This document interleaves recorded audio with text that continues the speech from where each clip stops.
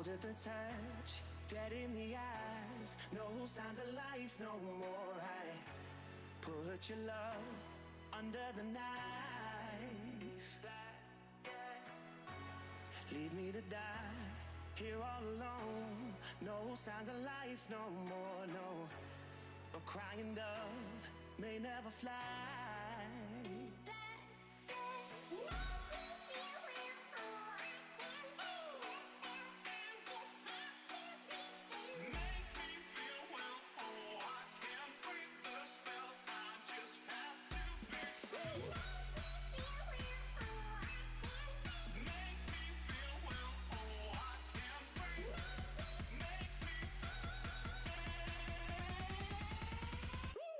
Black and white.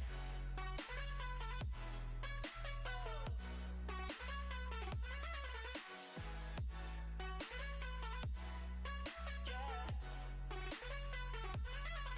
Black and white. Oh, oh, oh, oh. Just black and white.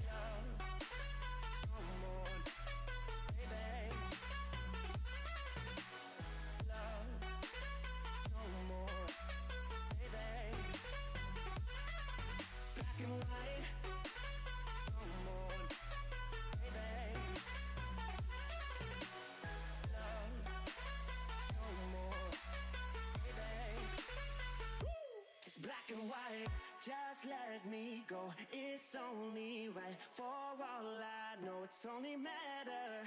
It's calico, it's black and white. White, white, white. Just let me go. It's only right. For all I know, it's only matter. It's calico, it's black and white. White, white, white.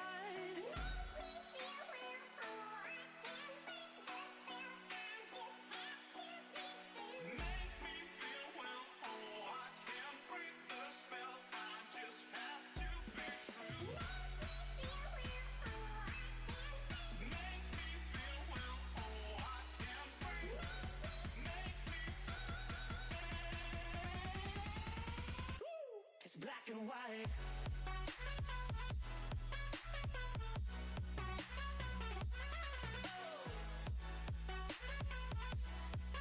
Yeah. Black and white. Oh, oh, oh, oh. Just black and white.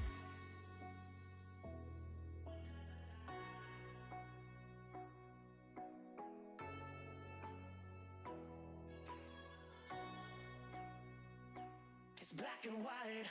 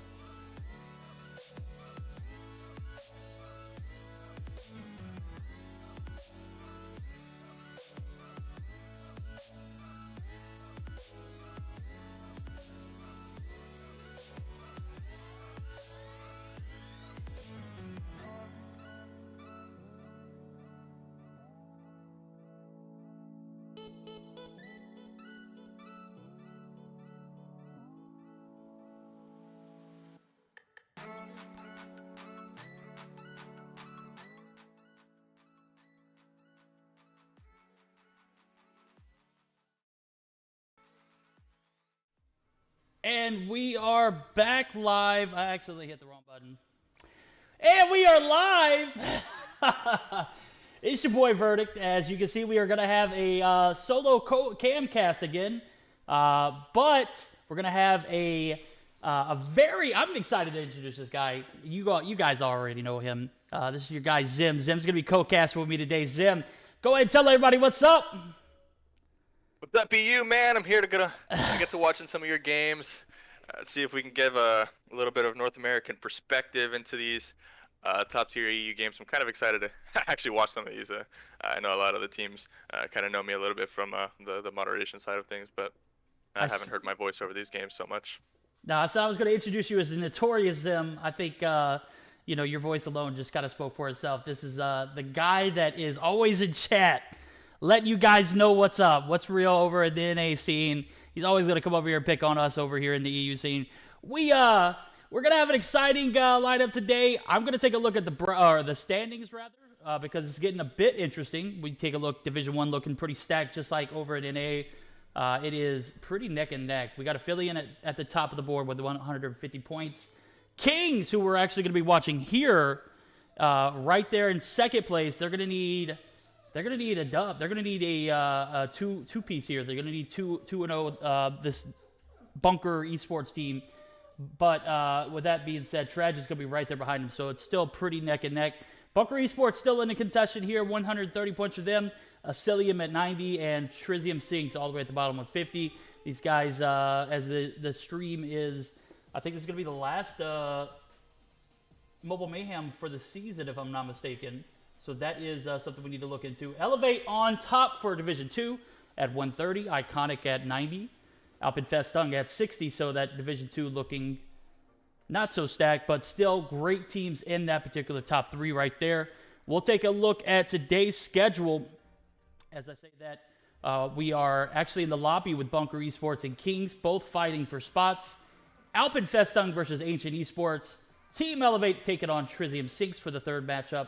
And Iconic taking on Acilium at the fourth matchup and the last matchup of the day. As we swap over, we're going to take a look at some of the things that are going to be happening today for this matchup. Kings taking on Bunker Esports. This is crucial for both teams. So obviously both teams trying to fight for a spot here. This could be the decision maker. We're going to see a hard point on Raid, firing range, search and destroy, followed by a standoff domination. Some of the map bans, King opting to ban hardpoint on, is that Scrapyard? Nope, that can't be what it is. That's not Hackney Yard. Bunker bans hardpoint Scrapyard. Okay, yeah. What is King's banning there? That map looks like high rise. Hackney. Oh, that's Hackney. But man, what am I looking at? I'm still looking at the cartography and everything. I'm not even looking at Discord. Rip. We're gonna see some gun bans. Chopper by the Kings roster and Bunker Esports opting to ban the DRH. What am I talking about? At any rate, we're going to go ahead and get started into the action as soon as these teams submit everything. Zim, what are your takes on today? I know this is your first time with me casting on the EU scene, but we already know how you feel about these guys. I need to hear what you think about this matchup, though. I mean, I watch the European Mobile Mayhem from time to time, but I actually kind of just taking a look at the standings. It seems like Europe's in a pretty similar position to North America, where they have one division that's really top heavy. Or not just really top heavy, just really strong in general, and then the other divisions really top heavy, and kind of the rest of them are not looking so good. So it's pretty much a mirror. I mean, Aphelion and Kings, Tragic, just pretty much the point total. Like if you look in North America, you have the same thing going on. It's Nova, it's the Invictus team, 11T, I think, sitting up there in the triple digits, and everybody else kind of down at the bottom there in the Division 1 and Division 2 with Elevate kind of being that top team there. I think that's the majority of like the Singularity guys, right? A lot of them went to Elevate, so it'll be pretty interesting to see how the standings turn out. But Kings, and I believe this is one of the bunker teams. I know of the Kings name. I don't know too much about how they've been playing recently, so this will be an interesting game. Absolutely, and I've seen a lot of action from my guy Grizz and Narcs in particular, but Inferno happens to pop off occasionally. Deja as well. Grizz is actually going to pick up the first kill. He is actually going to set up some point on this first hill, and we're going to see an early bunker, or not bunker, but King's hold actually. So first few seconds going to be gathered by them, but they're going to be pushed by multiples in Karma and iOS. Jazz, they're actually going to be able to clear the point, and we're going to see a back and forth contention here as Narcs takes out another.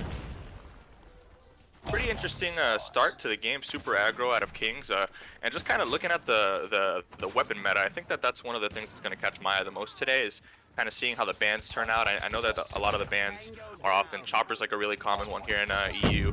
ASM 10, they really don't like playing against that, and like interestingly, the Arctic and the Man-O-War really make it through the draft a lot of the time. So kind of seeing how these teams kind of use those weapons and respond to those weapons in the ban process. But here, a good hold for Kings on the kitchen hill, and the entire push, I believe, coming out of bunker from the pool side. It's looking pretty good though as a hold. Yeah, Narcs is actually going to be... It's interesting. I was expecting to see Narcs snipe in this respawn game, but it is looking like a lot of Man-O-Wars. We're going to see a few other guns of choice, but I'm looking at all of Bunker eSports. They are all Man-O-War'd up with the exception of Dark Wizard Tilt, and Dark Wizard Tilt's going to be rocking that Arctic 50 with the stopping power round. So, interesting gun of choice. We're going to see a early lead by the side of Kings. Kings going to be up by nearly 30 points now as P2 transitions were very kind to the side of Bunker eSports as they were able to make the transition, capture spawns, and ultimately take the point. Now we're going to see a little bit of contestation from Kings, but with them not having spawns, it's not looking too good for them. So 20 seconds left to go. Interested to see if they make this push or fall back. I'm assuming they're going to fall back. You know, from a perspective of people who watch this game, a lot actually. 20 seconds left to go. That's prime time to set up for new. Am I right, Zim? Yeah, around that 20-second, the 30-second mark, and obviously it depends on the context of the game and everything, but, you know, not too surprised based on the score, kind of who's in the lead right now. P1, usually, if you're strong on P1, you tend to be in the lead after the second hill, but since Kings was that team that was really strong on P1, I wasn't expecting them to also have the transition onto the garage hill, and they're actually doing that quite nicely. Love to see that they're pushed up, not necessarily just kind of turtling on that hill. That's going to give them some chances to win a couple gunfights and then spawn again and potentially win another gunfight close enough to the hill without actually spawning out. So nice hold so far out of Kings, and all the kills are kind of going in their way. Grizz is running like a maniac. He's got 13 kills with that shotgun, just being a menace with that, as we all know that Grizz can be. And the break comes out for Bunker, but they're breaking for 20 seconds, and once again they give Kings a full-scale transition onto the other side of the map on a hill that is very possible you can 60 on. Oh, absolutely. They, I saw Grizz was actually playing super aggressive with like 40 seconds left to go in that garage hill. He's going to be taken out again, so that's the second time he's dying, but he's actually going to be spawning right in this new point. So pretty good setup for them. Now, something that I have to point out is it was tied up going into that third hill, and we can take a look at the scorecard now. It's about 7-point difference from the P3 transition to P4. Now, Kings had the initial hold on the hill. They gave it up. Now, was that push for P4, was it worth it in your opinion, Zim, or do you think they should have doubled down and invested in a complete hold on P3? No, I think you don't want to get screwed on losing the transition to basketball. So if you're Bunker, I wouldn't push that for 20 seconds. The score is not in a position at that point in the game where you're down too much. It's a 250 game now. Like if it's a 150 game, the context is the game is a little bit shorter. You know, by all means, you want to challenge time where you can really challenge it. But I mean, there's a longer game. We're definitely in these hardpoint matches, since they're longer, going to get into that second rotation of hills, going to get into maybe even that third rotation of hills, depending on, you know, if the game is really contested and tight. So there's not really a high priority, in my opinion, to like overcommit to a hill. When we're talking about hills that are on the opposite side of the map. We're talking about garage to basketball, and that's a hike. And both of those hills, being corner hills, are hills that are really easy to hold if you get a nice setup. So absolutely, I think Bunker makes the wrong choice there. I couldn't agree with you more, because they did not have a grid setup on P4 at all. It went back and forth for the first 15 seconds or so, but it was all Kings after that. And we're going to see Karma push it into this 5th hill. Going to be the difference maker, and if Bunker is going to be still in this game or not, if you ask me. It's going to be close in the aspect of points, but in reality, Kings has pretty much dominated this hill. The first hill was all of them. Second hill was back and forth, but I think Bunker eSports was able to get a majority of that hill, but 3 and 4 do go to the side of Kings. So we're going to see that point reflection as we see 20 seconds left. The side of Kings are still going to be up by about 30 seconds going into the reset. So P5, a complete win for Bunker eSports, as they were desperate for some points there. They did not have a good setup on P4. P3 was the last second push. P1 here is looking actually pretty decently if I look at the map spread. I'm seeing like 4 players on ringside, 1 spawning out, and that's going to be Lucky. Lucky's going to be courtside. It's going to be a long travel for him, as we see P1 rotations reset happening. We're going to have a 15-point lead for Kings, looking to extend that as they wipe the entire roster of this Bunker eSports off of the hill, and putting Lucky in a pretty precarious situation as Grizz pushes him, gets his 25th kill. My guy Grizz, I was spectating him just a second ago. He had like a 9-kill spree, dude. He was just absolutely owning people with that KRM. That is his gun of choice in this game, and we've seen him just absolutely shred people with it in games past. So teams not banning the KRM or any shotgun for that matter. I mean, I think you're going to be kind of putting yourself in a hard position regardless, because this guy can put on a show with the KRM, and he can also do it with the HS. So interested to see how he is doing in this matchup. We're going to see P2 opening up here in about 15 seconds, and Grizz and Team Kings going to have a narrow lead. It might be tied, as we were talking about the game being tied earlier at this particular point. It might be a close matchup going into the transition to P2. Yeah, kind of looking at this roster, I mean, Grizz, the names that come to mind when I'm thinking Kings, it's really Narcs and Grizz, and Grizz is definitely making sure that, you know, his name kind of stays in that mental thought process when you're thinking about this team. And he's actually, correct me if I'm wrong, EU chat, but I'm pretty sure Grizz was not able to compete in the regional championship for you guys because he was a little bit too young. I'm not exactly sure what the thing was there. He turned 18 a little bit too late, but I mean, he is just absolutely running like a madman. He's got 30 kills now. He's working still with that shotgun, hasn't put it away this entire map. And I mean, if you're looking at this time, Grizz he's literally traumatized the other team so much that they don't even want to push this 20 seconds. These guys, for whatever reason, Bunker wants to contest 10 seconds and give Kings the full-scale transition. I mean, just like in the first set of hills, where this happens again, and Kings ends up getting the transition over to the garage side. Now they're fully set up just about. They have to win a couple gunfights, and they're going to do that. Spawn Kings, or not Kings, Bunker right across the map. They end up spawning up top side over by that laundry, and now it's deja vu. It's going to go into the same thing, and if you're Bunker, you can't lose the game on this hill. So if you really get smoked on this transition, you got to make sure you're setting up to new. But this pushes everything for them right now. Oh, absolutely. As we saw, the exact same thing happen over and over again. It's all Kings here at the moment as they are setting up perfectly. They just have to make a strong hold on this garage hill. They're going to have a lot of help, though, with the side of Narcs and Deja. I believe Deja is pushing out completely. Narcs is going to be playing that OBJ with Angel. Angel is making great use of the Man of War. We're going to see Inferno and Grizz be taken out there. So we're going to have a last-second push again by the side of Bunker Esports. And Jazz is playing that contested role. Not 100% sure if he's going to get any backup. He may not. It may just be a 1v1. No, it is a 1v2 as Turu pushes him. Turu gets plastered there. Jazz is going to be contesting. It looks like I thought Angel was about to Sui RPG there, but I think he or she was had a little bit of second thoughts there because we all know what kind of things can come from that. Grizz up to 32 kills. And he's going to be taken out in Kitchen. Interested to see where he spawns. He's going to be right on the other side of Laundry. So P3 was a W for the side of Grizz and Team King. So we're going to see them hold for P5 15 seconds in. They're up to a 210 to 180 point lead. Not able to hold P4 at all here. Going to give it right back to Bunker Esports. And Bunker Esports is setting themselves up pretty proper here. All they need to do is just keep this uncontested, and they can take the lead and have a bit of cushion for the lead. So Inferno and Karma taking on an altercation there. Inferno gets the best of Karma. Karma's up to 31, so interested to see how he ends up doing as the rotations over to P1 are going to start, or P5 start. We're going to see 10 seconds left on the clock. The lead is going to go in favor of Bunker Esports at the moment, but P5 could be a make-or-break thing for both of these teams. I'm surprised Bunker gets into a position where they're even, relatively close to contesting the time, and they're actually finding themselves in the lead right now.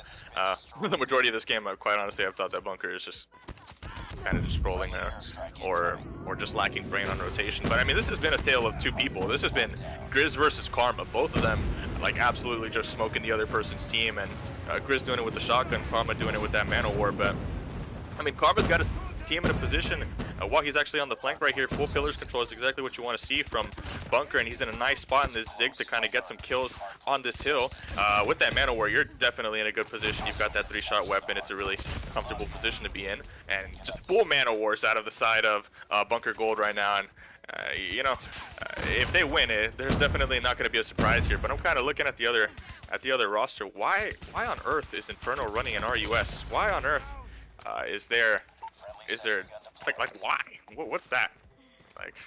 I'm not. The big kind of question for me this day that I'm kind of watching the European Mobile Mayhem is when you go to North America, or even like the Indian games. If you go and you watch the Indian games, and their matches are totally different. They have a totally different rule set. They don't have a ban process, but they use the weapons that are going to be abused. They want to win. They're playing to win.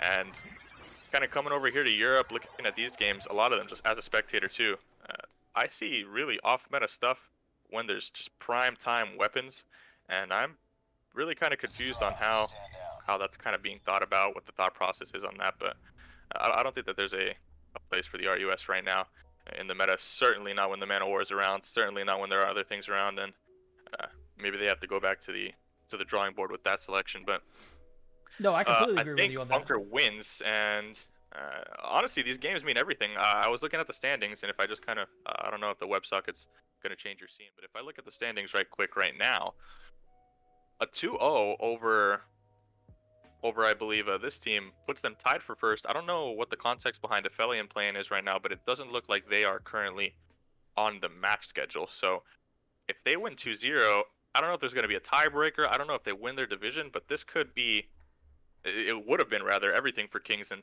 since they're losing that first map, it doesn't look like they're going to be in a position to actually contest the top of their division, and they're certainly going to miss the bye and be in a position where they could get knocked out in playoffs.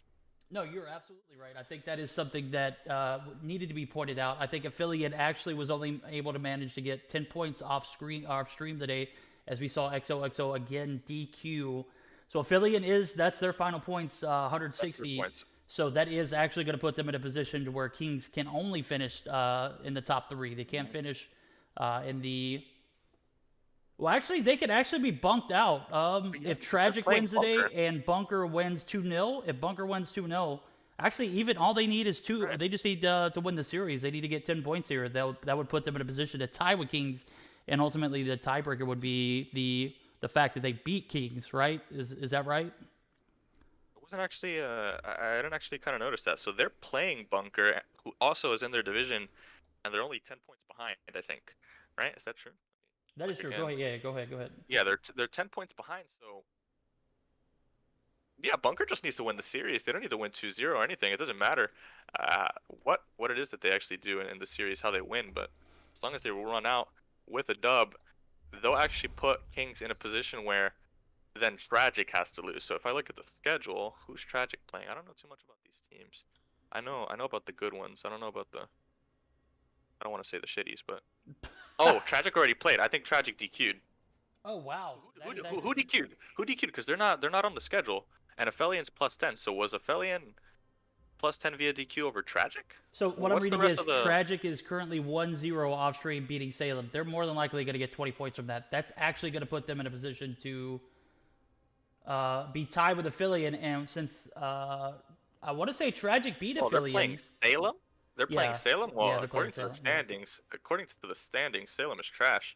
So They I entered think late into the Tragic season. wins. Yeah, they definitely have a position to win 2-0. yeah, so it looks like Tragic wins, most likely, if that trend continues. And yeah, Bunker could knock Kings out. So interesting position, honestly. S&D on firing range. Like, who's the better S&D team? I don't watch too much of either of these teams. Like, I would just kind of lean Kings just because I'm familiar with them a little bit, but I know that the difference between Europe and North America, Europe is not nearly as top heavy as NA is. NA has like 1 or 2 teams, and they're in the finals of pretty much every single tournament. Whereas Europe is a little bit more diverse. You see that I think you see like a top 4, top 5 teams maybe, and they kind of beat each other all the time. So there's a little bit more of a healthy like top tier ecosystem in the European kind of scene, but I'm not sure the stronger team in the S&D. I know that firing range is one that's Europe is quite innovative on with the tower stuff and all the different meme things that they do. It could be interesting. I'd have to say the tiebreaker would be who won in the regular season. Tragic beat Kings and AE regular season. So Tragic would actually be in a position to. Whoa, what are we doing here? There we go. Don't have a picture for Zeb, but we're going to keep that one up. Tragic is actually in a position to 2-0 Salem eSports, putting them in the top of the Division 1. Because Tragic did beat AE in the regular season. That would be the tiebreaker. So with that being said, that would put Tragic in a very profitable position. However, they would have to take out Salem eSports, which I don't think we've seen Salem actually win a game. Listen to this, Zim. They were up 220 to 110 going into the reset of points inside of a Summit hardpoint, and somehow managed to give the lead back to the opposing team. It was very disappointing. Very disappointing. I want to say it was Alpenfestung, and Alpenfestung actually came back and beat them in both the hardpoint and turned around and 2-0'd them in the search and destroy. Well, let me look at the standings, because isn't that team bad too? Yes, they are actually in the I want to say maybe 3rd place position for Division 2. Division 2 is not too good. Let me look at the standing. How many points do they have? Damn, that's tough. Yeah, I mean, scrubs, you know? What do you want me to say, man? You can't do that. Not on Summit. Summit's such a fast-paced map if you're dominating. It is, dude. And they were 220, absolutely dominating Alpenfestung. Alpenfestung wasn't able to even contest anything. It was ridiculous how great they were playing. And then all of a sudden, they sold the entire rest of the game, pushing into the point one by one. It was just sad to watch. Oh my god, I mean, Bunker sends the artillery. I mean, every single one of them tossed the nades for like a solid 5 seconds. All you're hearing is grenades going off, and I think teams kind of need to start doing that. Start integrity testing. Look over where the potential trophy systems are. Count your nades. Lucky opens up with a kill onto Grizz, and that's really important. Grizz was the top performer for Kings, but as I was saying, Bunker sends the artillery, and they don't get any picks with it, but with that sniper pick opening up for them, now they can decide on the bomb site they want to work on, and Kings has a tall task ahead of them if they want to defend this B site.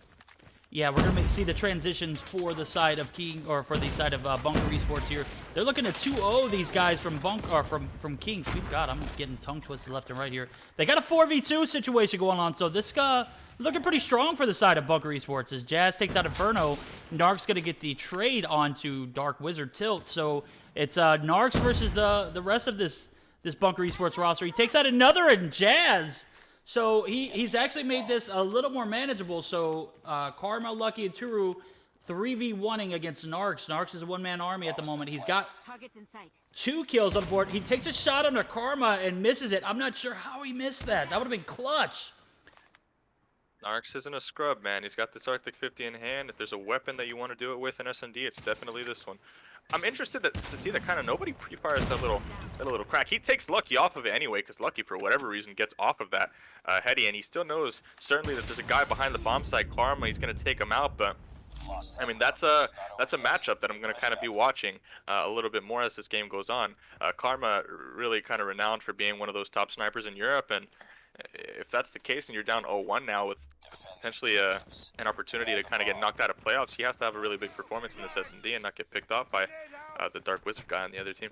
Absolutely. We're going to see Kings trying to fight back here. A conservative hold by the attacking side, which is a normal thing to see here, as they're trying to get a little bit more information before they make their push. With Karma setting up here in this A-long area, I'd assume that they're going to start making that transition over to the A-bomb site. But before they do that, they're going to have to get some information. And if I'm looking at the map correctly, it looks like 3 people in the side of 10, 1 in front of it, 2 people on the inside maybe. So we're going to have a conservative hold on A. This should make for some interesting plays for the side of Bunker Esports here. Karma's still staggering over this sandbag side of A-long right in front of the green car. Definitely playing it very conservative. They want to win this game as much as Kings does. So at the end of the day, it's going to be who makes the first mistake in this particular round. Deja reconnected, so hopefully you got the screenshot. That kind of looks like the start of the potential crying for today's set of matches. Oh, the screenshot, whatever. But he gets the reconnect, so hopefully he was actually able to grab that screenshot. Odd spread for Kings, but I mean they have everything covered. Inferno has the cross to the A side, and I suppose that's all he really needs.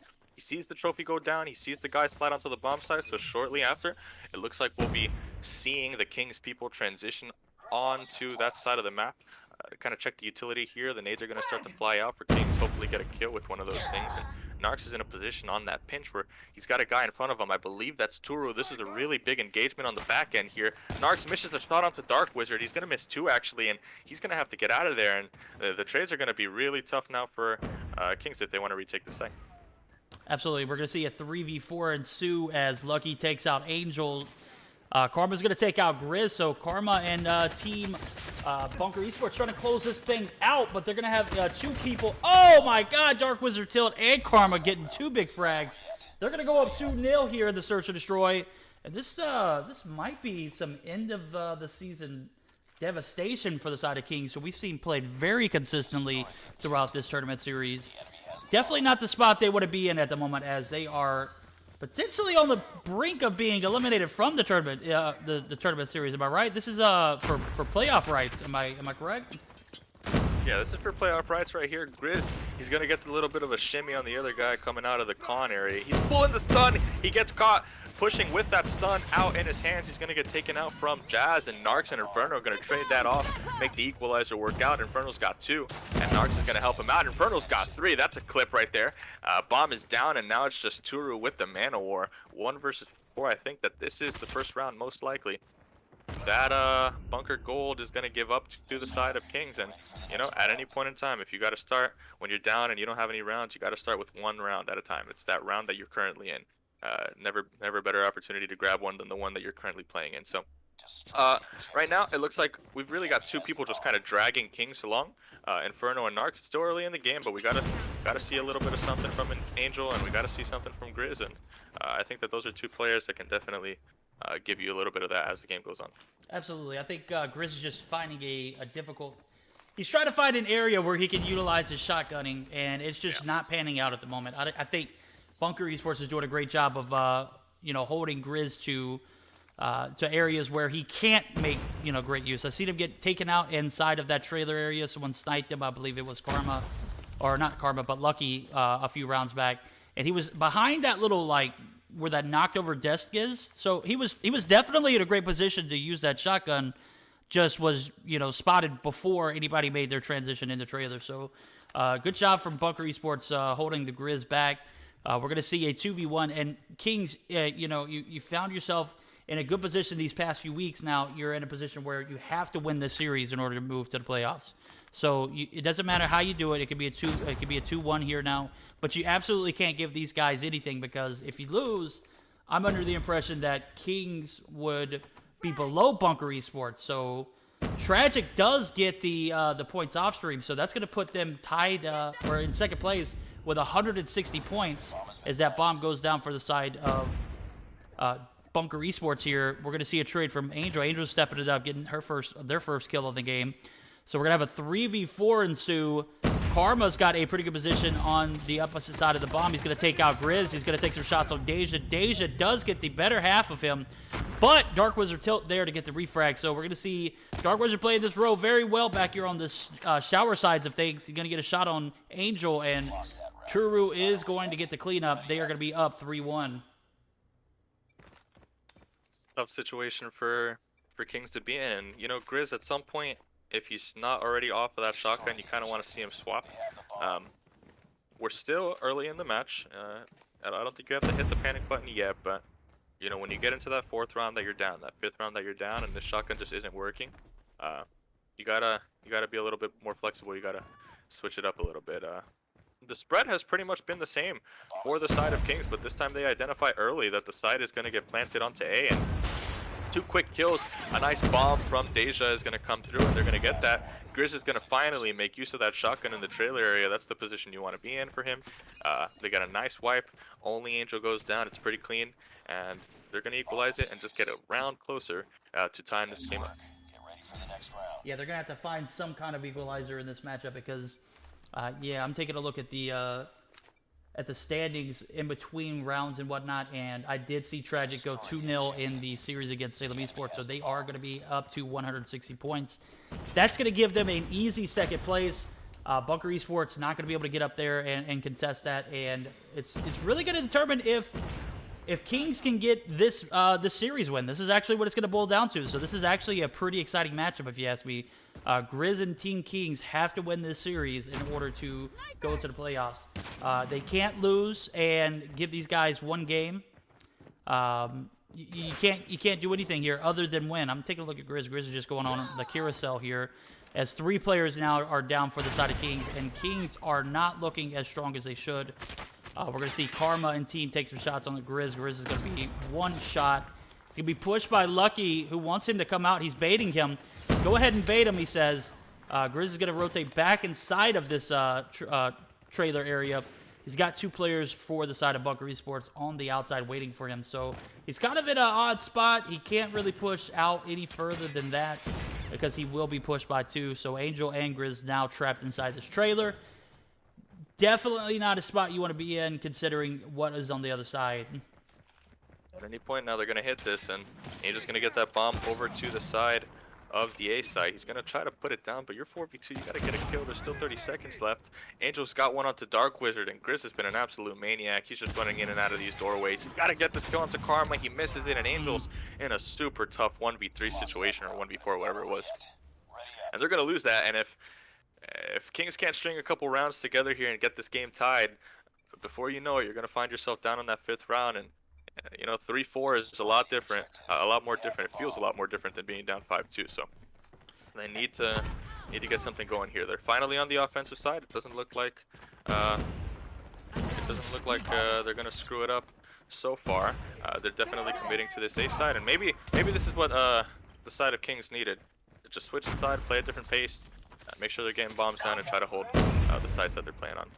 Yeah, I'm not questioning this A push or this A bomb plant, but with it being a 4v5, you haven't done well with numbers before. Hopefully they'll do a better job here as Narks finally gets a kill on a Karma, so that's going to even the playing field. Bob is down. 30 seconds remain. We're going to see another kill from Inferno taking out Jazz. Jazz did take out Narks, so we're going to see a 3v2 now ensue as Lucky and Dark Wizard Tilt are going to be the last players remaining for the side of Bunker.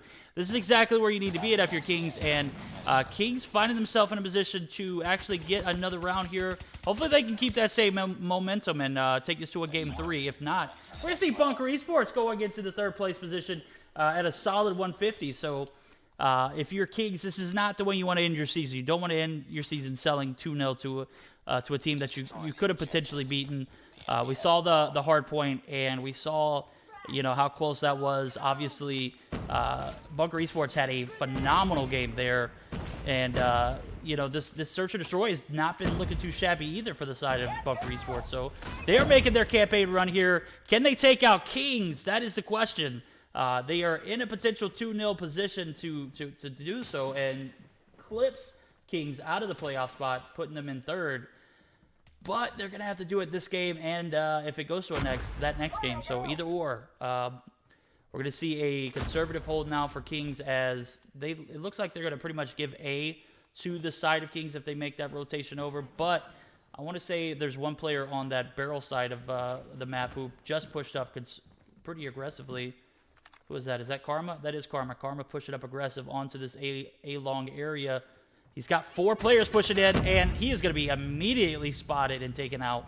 So that 5v3 is now going to ensue as the bomb is going to go down from Angel. We're going to see a nice plant, too. That's actually going to be a good trailer side plant and also a good showers plant there. So Narcs, Inferno, Deja, Grizz, Angel all in full force here. We're going to see a 5v3 as Jazz is spotted. Shots are taken, and this is actually looking like a pretty good turnaround for Kings, if you ask me. Every single kill this round was done and secured by the Arctic 15 man, but when you need it the most, Narcs gets those first 2 kills to open up the round for them, and then Inferno follows it up with another 2 of his own. Turu gets smoked there in the middle, and once again, 3 kills for Inferno in the round, the first 2 opening up for Narcs. And just like that, the first step is done. They got the 3rd round when they needed it. They tie it up here, and now it's a whole totally different actual COD game now. So 4-4, the game is tied. Last 2 rounds going in favor of the Kings. They've got a little bit of momentum now. They've found their pacing now in this offensive side of things, and now they're going to hit this side really aggressively. Deja gets the bomb to explode, or rather the car to explode, and Grizz opens up with a really nice 2-piece, easy, super simple plant now. Now they can set up with the snipers and really lock this side down. Absolutely. Lucky and Karma are going to be the last 2 players for this Bunker Esports roster. And what looked to be pretty dominating game for them, they're actually going to be on the backside of this one, as I assume, Karma's not going to be able to 1v4. If he does, prove me wrong, bro. I definitely want to see this. I definitely want to get this clipped ASAP. Takes out 1 in Narcs. That's actually the person you want to take out. He's going to fire his SMRS. No one on that bomb head glitch area. So, if you ask me, that was definitely the right move. If you're going to make that push to the B bomb site, you got to clear the bomb initially, and no one being there is going to give away his location, so it's going to give this Kings roster better position on him as they were able to clutch that round up. They go 5-4. They go up 5-4 now going into this 10th round of Search and Destroy, and you don't want to see a round 11. We saw how bad they did in the attacking side, or the defending side. You don't want to take this to a round 11. You want to clutch it up here if you're Kings. Because if you ask me, if you're put back on the defense, you're going to find yourself struggling to try and find where you want to be at. I know Grizz did not do very well on the defending side, as he was caught in areas where he could have excelled, but instead was spotted early on and was taken out and traded early. So we're going to see a bomb push as Lucky and Inferno are both taken out there. We're going to see Deja pushing up, doesn't actually get the bomb plant down, but is instead going to retreat back. Guess they were waiting for a little bit more info. They've got Karma right on the other side of that trailer, so is Karma going to come back around and get the refrags? He's going to aim down sight and just slowly make his way over to this A-bomb site, waiting for some backup, I'm assuming. Looks like the first game was the tale of 2 people. This one's really been the tale of 2 halves. I mean, Kings was down 4-1, I think, 4-2, and now they're finding themselves in a position likely with 3v3 going, and Angel gets the first one onto Turu here in the 3v3 to come back 6-4 and win 5 straight. Narcs has another position. He can get another kill. He gets that one onto Jazz, and Wizard's the last guy onto the bomb. There's 2 of them left, and Narcs the takeover potential, man. We were calling him out in the beginning. We said that he needed to be the person that really stepped it up for this Kings team, and it's really been a lot of that. This Kings team struggled on defense. We said, hey, maybe that's just not their side. Maybe they can switch it up on offense and really play the pace that they want to play. Uh, and Narks, when they really needed him, he was getting those first bloods. He was really taking the game over, and he stepped up in the way that a regional champion needs to. So shout out to Absolutely. Narks, shout out to Kings for getting that game. But now they have to close out the series. Uh, this is a lot of connotation here. You're not playing for scrub money here. You're playing for a pretty big prize pool, but you're not going to get to that position if you're knocked out of the playoffs. So, my game or my people to watch this game, I'm taking a look at Grizz again. Narks has to be a decent player, but I'm really looking at Angel because I haven't really felt his presence on the map in either of these two games. I think if Angel has a really good game and the other guys stay consistent, Kings takes this 1-1. You know what? This game is going to be a toss-up. I've seen Kings play very great in hard points, and then I've also seen them play very well in Search or Destroy. Now, domination, that's exactly where I've seen them play absolutely dominant at. So I'm expecting a big game from both sides, but Grizz and Team Kings in particular. So we're going to have to see the rest of these guys step up. We saw Grizz top frag in that first game. Obviously, nowhere. It just wasn't irrelevant. It was irrelevant that particular Search and Destroy matchup, and that's okay because that map is it's not really shotgun area. You know, it's not great if you're getting spotted. We'll take a look at the standings again as we were talking, and I was reading some of you guys' chat. Now, if Tragic took the best or the regular season matchup against Affiliate, which I think they did. Can someone out there confirm with me if I'm not too much? If they did, that means they're going to be in first place. Kings, like I said, they are fighting for their lives here. They have to get a win here. There's no doubt about it. Both teams fighting for their life. If Bunker Esports takes the dub, they're going to automatically move in front of Kings, to my understanding, because they'll take this regular season matchup. So Bunker Esports and Kings fighting for a spot in the playoffs. As we see, this Division 1 is just super stacked. It's probably not as competitive as the NA Mobile Mayhem, but as far as point spread goes, I don't think you can get any closer. I don't think this could come up to be anything closer, in my opinion. So we're gonna see these guys start going through their depths, their lineups. They got to make sure that everything is on point here. We're going to need to see a lot more from Angel. We're going to need to see a lot more from Deja. Inferno and Arcs pretty much carried that whole game. They did, and Inferno didn't have the hottest game one. He kind of stuck to that RUS. Everybody else was abusing the Man of War and all these other power weapons. And, I'm not going to lie to you. I have a concern that that's going to happen again, that the EU thought process on this weaponry is probably not going to shine too particularly heavy because Bunker, they pulled no punches, man. They had no shame. They said 5-man. They said 5-man Man of War and let's use an Arctic every here and there on the respawn. And honestly, it may have won them the game. I'm surprised that Kings was even in a position, considering what they were playing against, keeping it close. So maybe that speaks really badly on Bunker, where they're just not the best team, and who knows. But I think if the weaponry is right and the coordination is good on the side of Kings, they can definitely take a dom. This is a totally different game mode altogether. Hardpoint tends to be that really fast, that really furious game mode. The teams that are on top, like there's not a lot of room, I think, for innovation.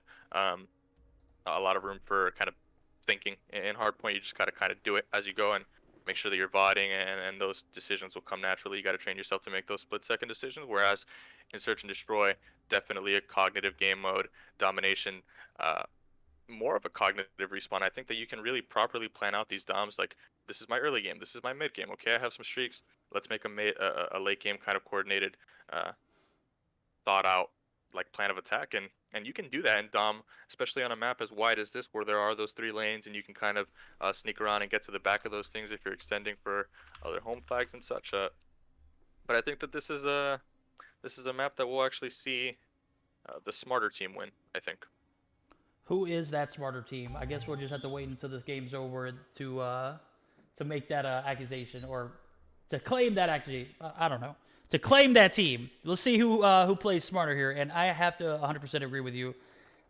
This is a map you don't want to get triple capped on, because if you are, you're gonna find yourself in gas. You're gonna find yourself on the outside of gas. It can get completely toxic, and we have seen teams get triple capped here, and it doesn't turn around quickly if you're getting triple capped. So you're gonna have to find your way in here. We're gonna see a quick A and C cap here for each side respectively, and you know, I think that both of these teams have every right to be in a playoff here. This is the game that's going to determine who does get it, as a quick B cap is almost going to happen.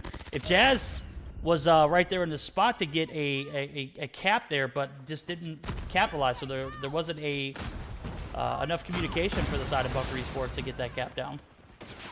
I just don't understand this region at all. There's 3 mana wars, they've got an Arctic on the other end, and then there's just a random QQ9 thrown in there. The QQ9 is horrible. I don't care what anybody says. There are weapons in this patch, in this meta right now, that do what the QQ9 do exponentially better, but they're sticking to it, whatever.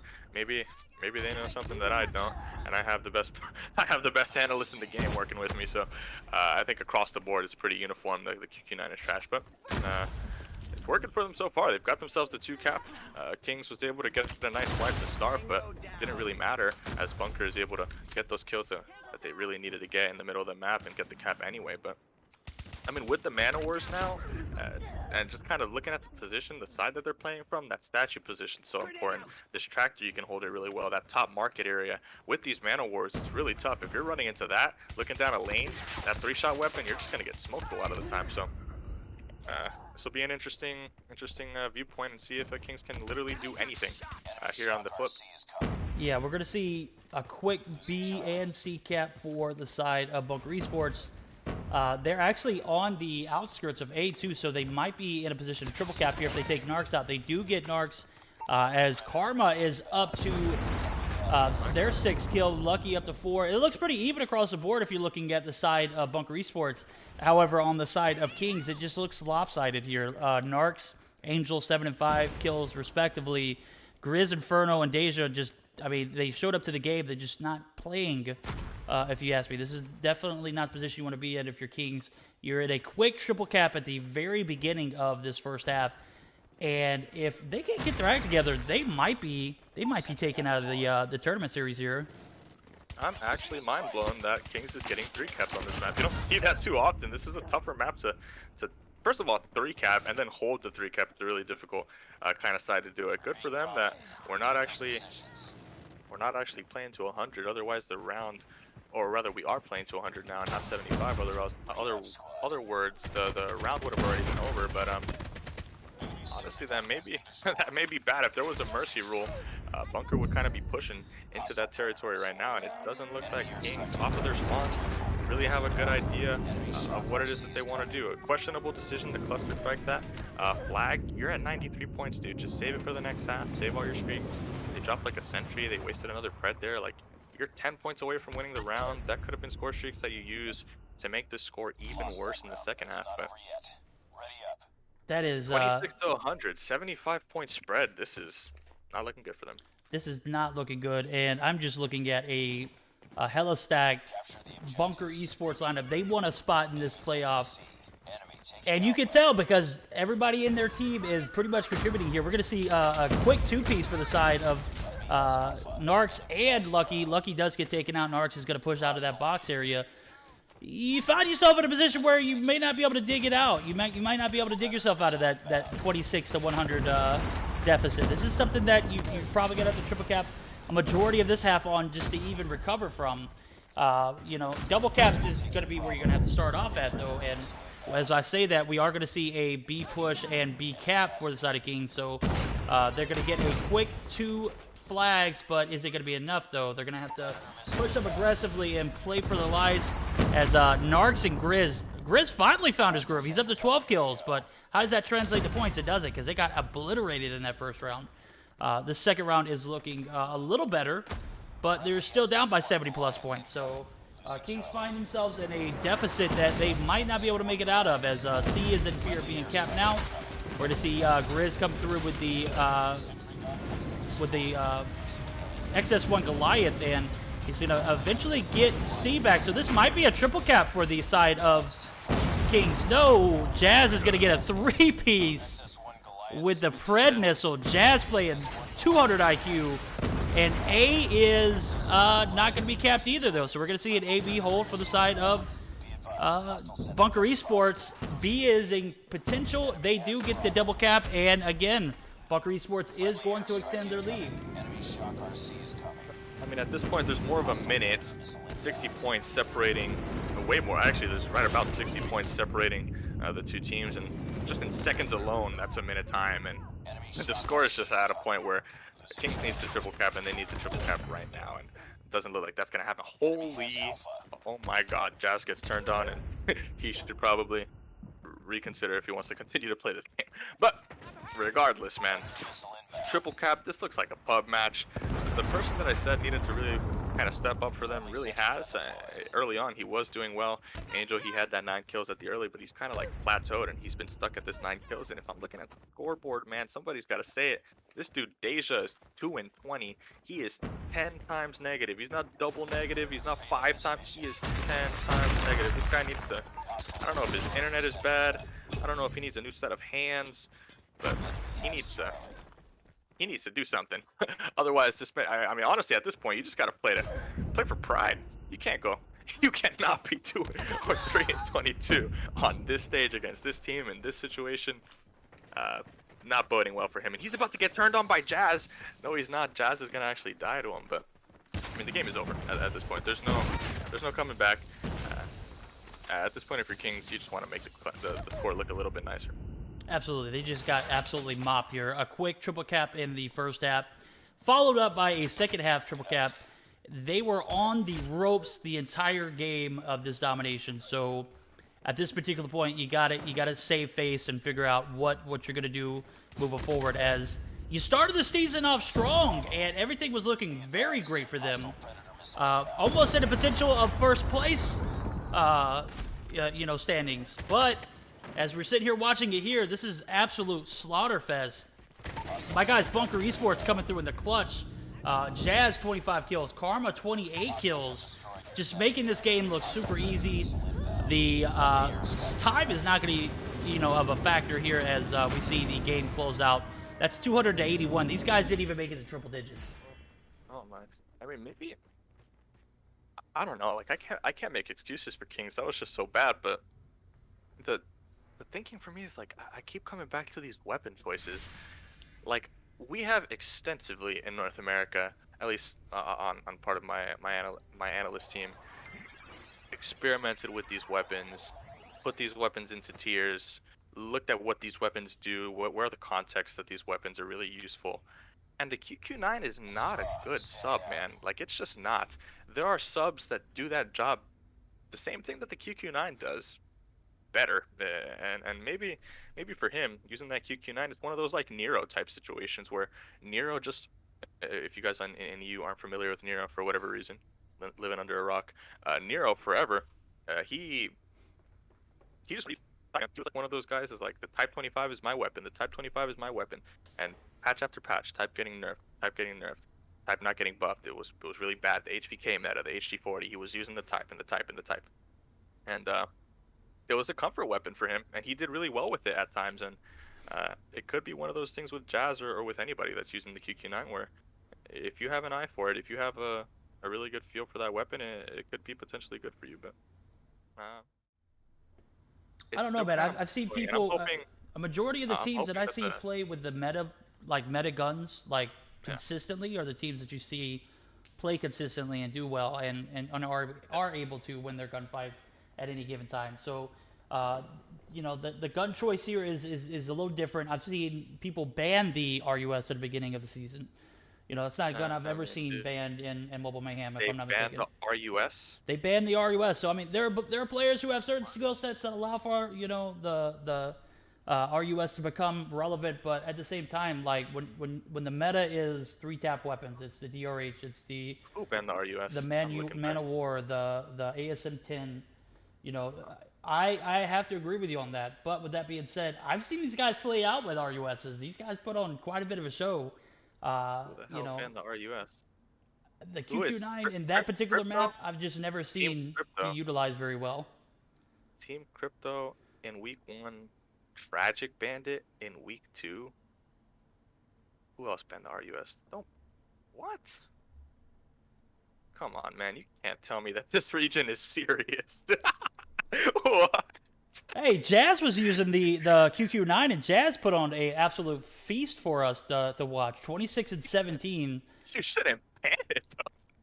Sh- Dude, they banned the RUS? Who the hell's banning it? Bro, who's Crypto? Are they still in the league? That's Salem Look at eSports, this. actually. That's the rename. We're They actually have 0 points, man. There's no brain there. Hopefully they're at 0 points banning the RUS. What the hell? Oh my god. Who else banned it? Tragic's at 160. They banned the RUS one time. That's just Europe. Don't ban the RUS. You don't need to. Ban something else, man. Oh my god. as we take a look at the standings here, we are roughly around that time of day where I can officially say it is that put Kings out of the third place position and Bunker in? Let me know. Man. It has to, because that regular season matchup, the last one of the, it's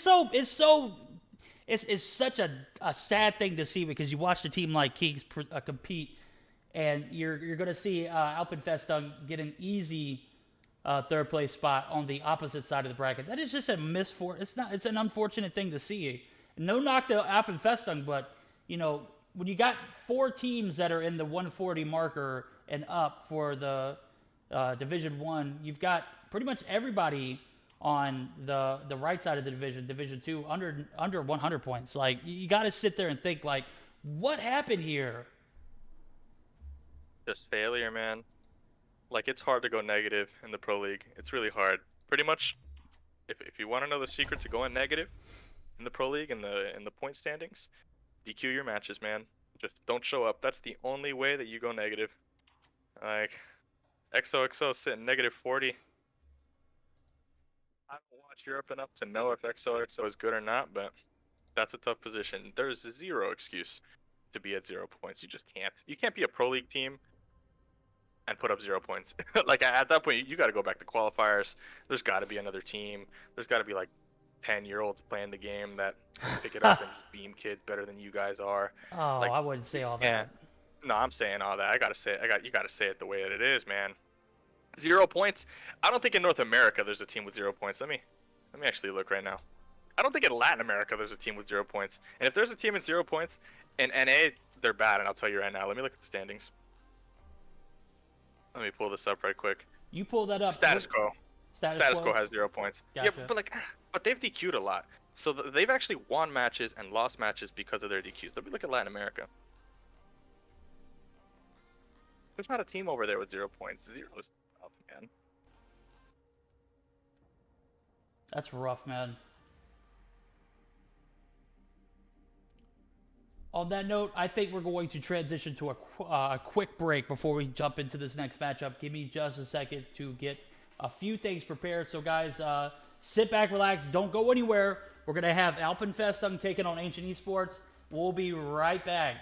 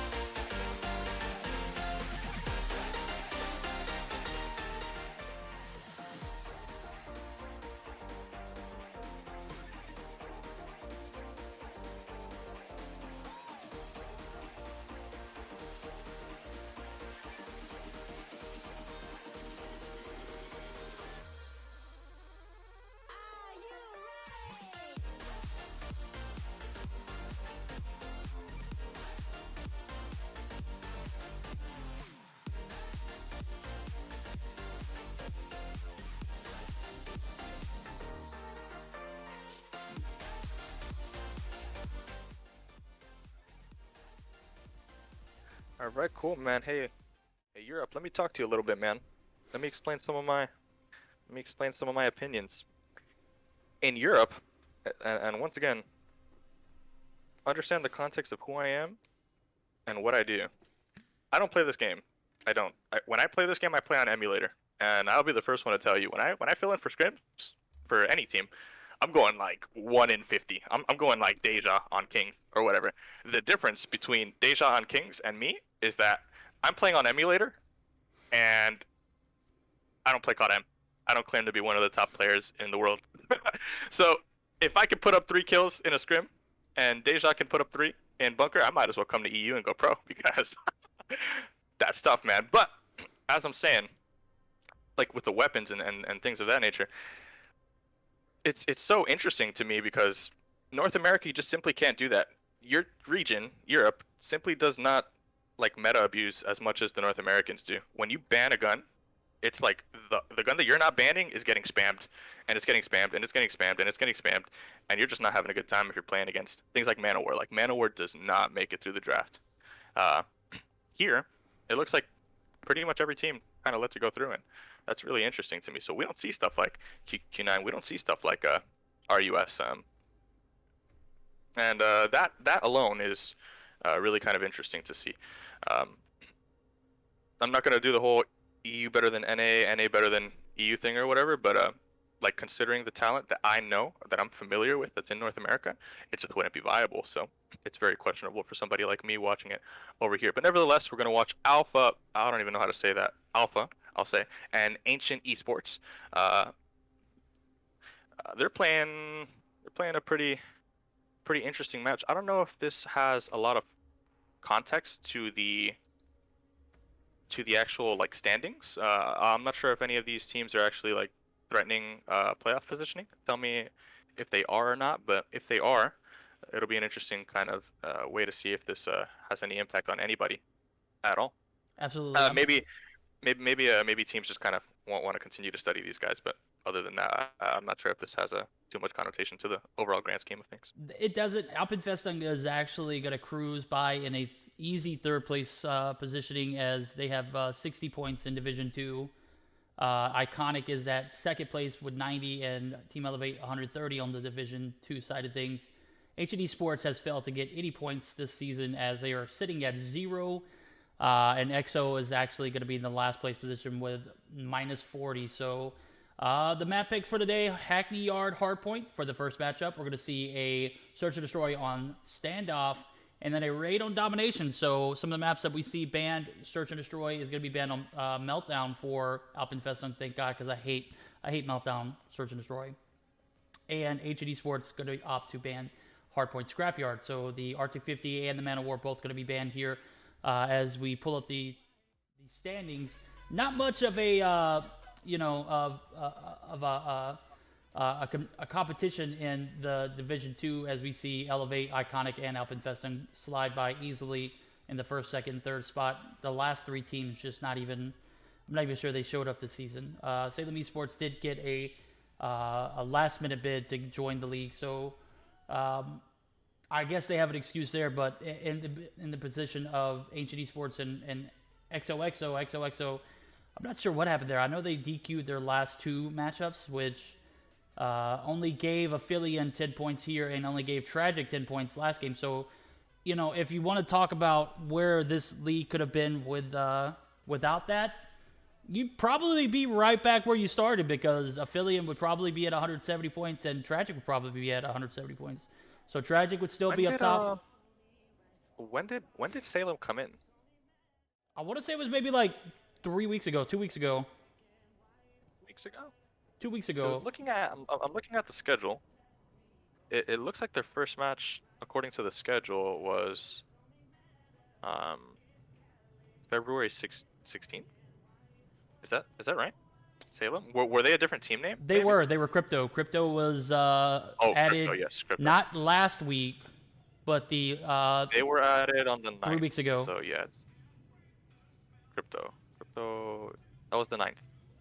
Not 3 weeks ago, about a week and a half ago. Week and a half ago. Three weeks worth of games. Yeah. Okay. You guys know what I'm saying. Yeah, a week and a half ago. I mean, I was trying to be nice. I mean, I thought I was being mean, I'm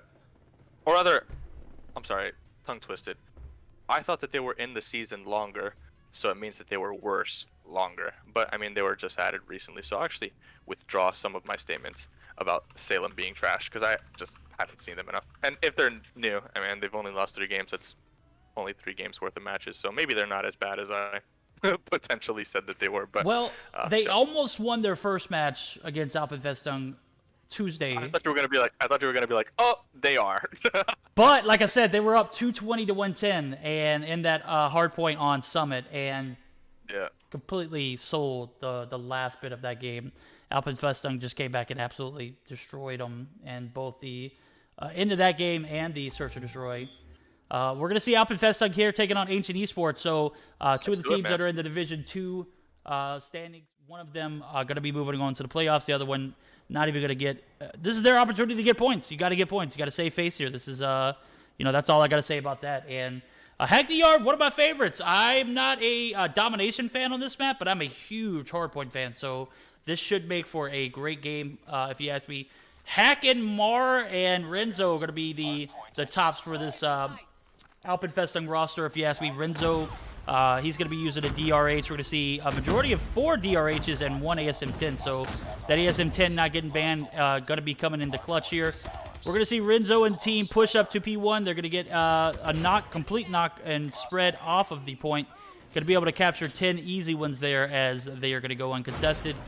We're going to see a pretty decent lead now as the rotations for P2 are going to happen here shortly. Prince is going to be taken out by Renzo.